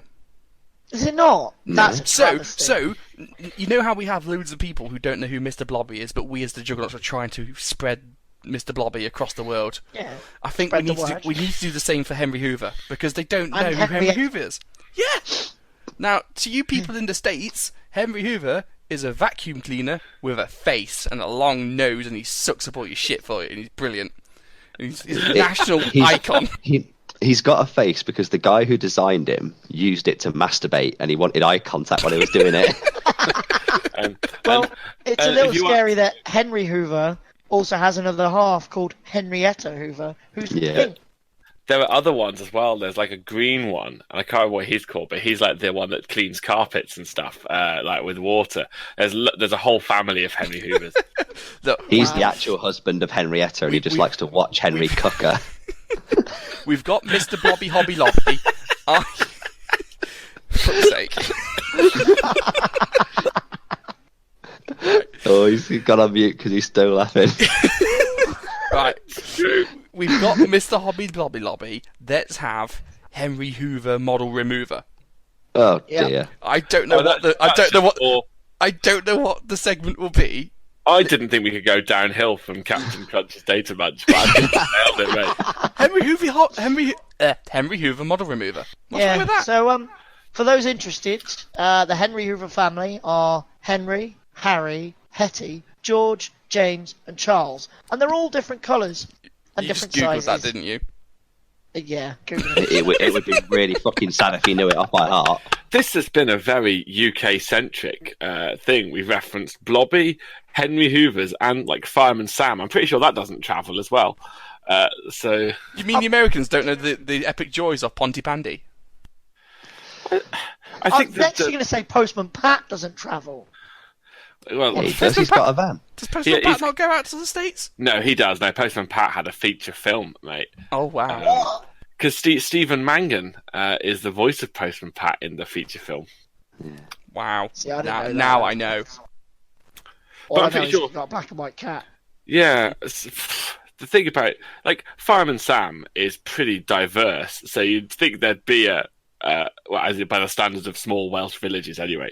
So you'd be surprised if we didn't have a wider market. Let us know. Like we've got listeners in New Zealand. Shout out to Akhtar in Tasmania and Kim in whichever part of Northern Europe you were in. He was Danish. We Norway? decided he was Danish. Danish. Yeah, Danish. Oh, that's not Northern Europe. Denmark. Ish. No, Denmark's not Northern Europe. I mean, Yes, it is. it's pretty north. It's north No. of Germany, and that's Yeah. Germany's class as central. No, come on. Denmark's just Norway's poor cousin. Oh, why are you gatekeeping here? Why you gotta be that way? If you can't gatekeep against like the Danish, then what can you gatekeep against? It's not Look, like the Danish are going to do stop. anything, are they? The Danish are the best gatekeepers in the world. Leave them alone. Yeah, they did say no, you're not allowed to have Greenland. So that's kind of gatekeeping. To be fair. Actually, no, I take it all back. The Danish have given us like some cool pastries and Sandy Toksvig. Oh god. Lurpak and bacon. Sandy Toksvig is brilliant. This is a weird segue. What were we talking about? You brought the Danish up. No, I know I did. It's my fault. I was just talking about Henry Hoover, mate. Right, back to Mr. Blobby. What's our pledges for this month? Go on, you go first. I will finish off painting stuff for the GT. Wow. Yep. Fight me. Wow, consistent pledges, eh? If you're going to do it twice. That's what I tell my wife, and she just doesn't follow that line of thinking. Yeah, just need to wait half an hour. Alright, for me then, I'm going to paint my 2 howitzers and crew, and if I get chance, although it won't be part of the pledge, I'll try and do all of my cavalry riders as well, because they'll be the only thing left to paint, and then I should be pretty much finished with the Belgians, but for now I'll just say the howitzers. Wow, that's a lot. I'm going to go with... I currently got 2 big guns, so I'm going to paint one of them. I'll either paint my Pack 44, or I'll paint my heavy howitzer. Is that Pack 44 that giant thing you had at club? Yes, it is. So Sheffield's overcompensation. Hey, come The on, that barrel's thing. longer than like both of my tanks. Yeah, I needed to buy a special foam tray insert just to carry it around. I with me. think that I could park my entire Polish tank platoon underneath the barrel.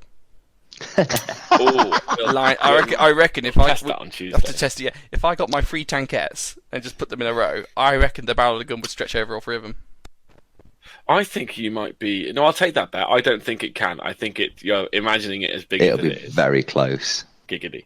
Yeah, I think you've underestimate how small Topher's tanks are. Yes.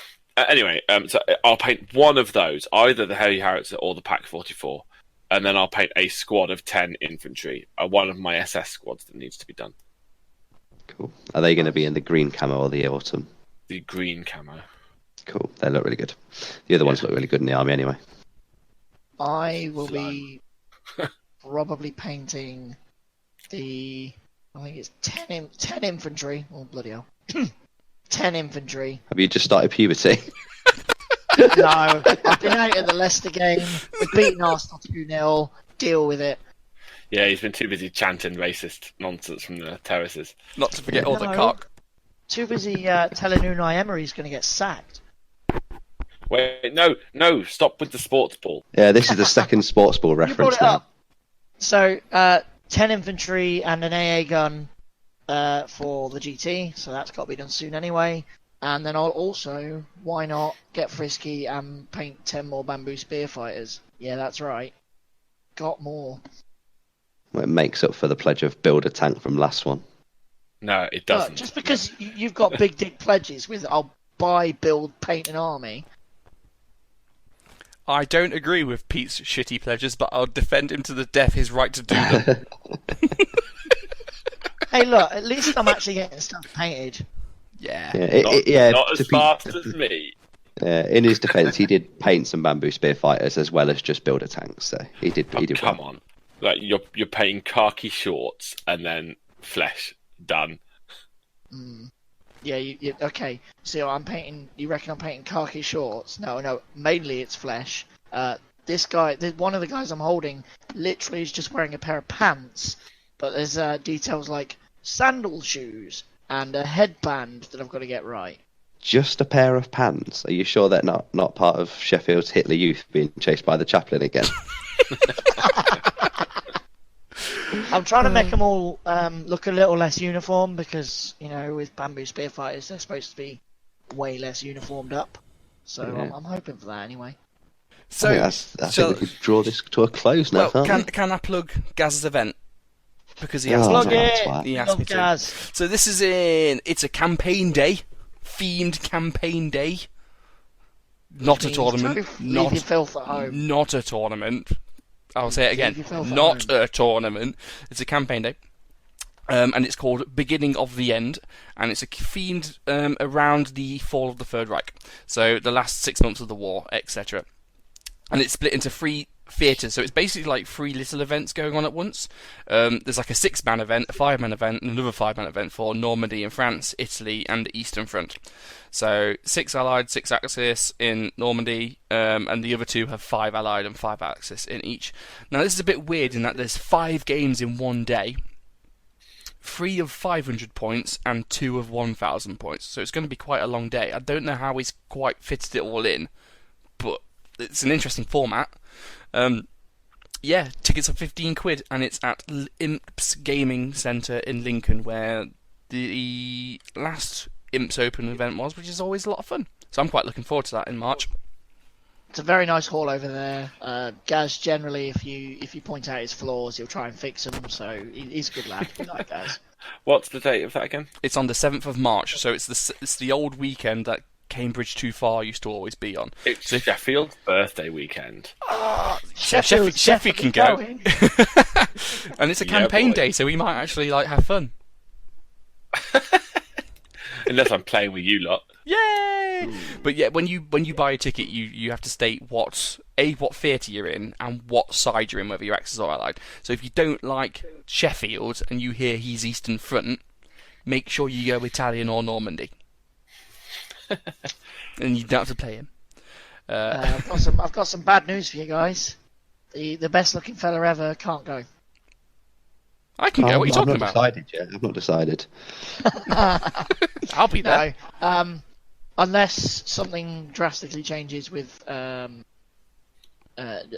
basically the football fixtures, I won't be going. I'll go. Look. There's an event on Facebook.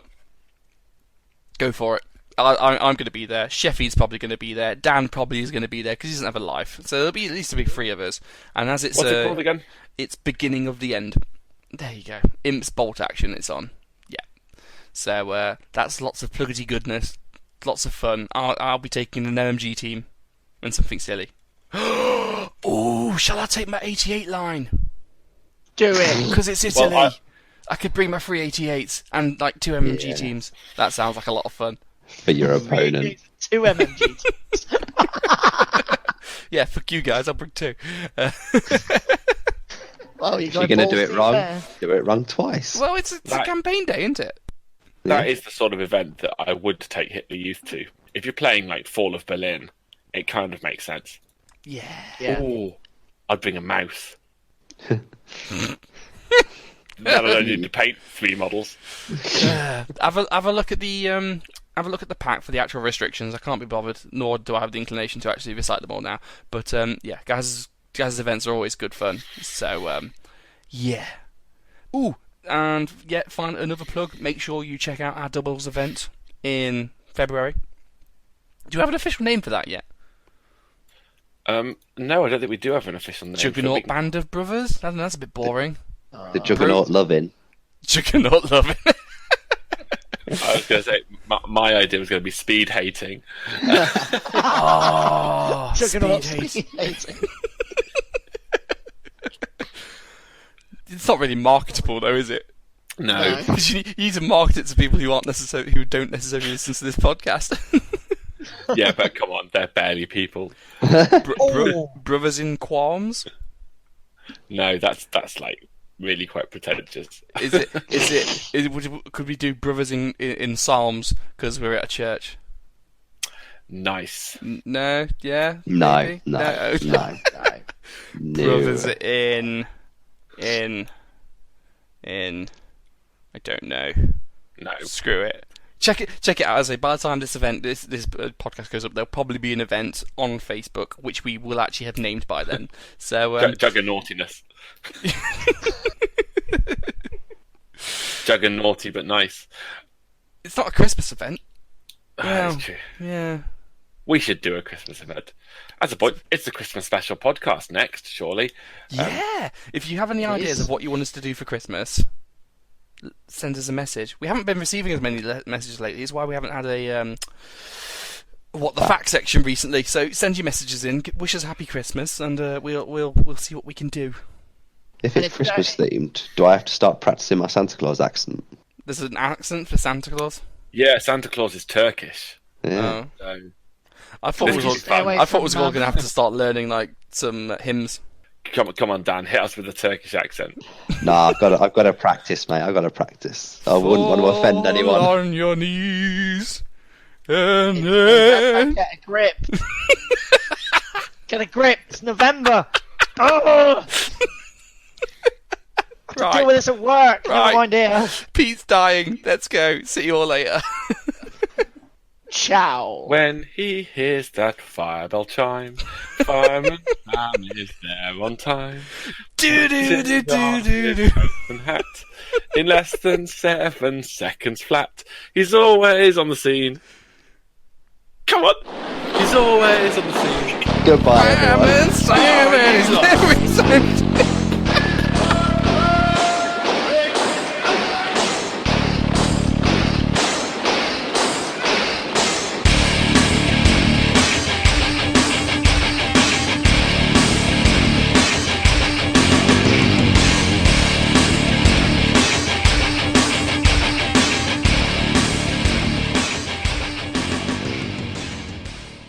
Good guy, and he's not going to be trying to play it for his advantage.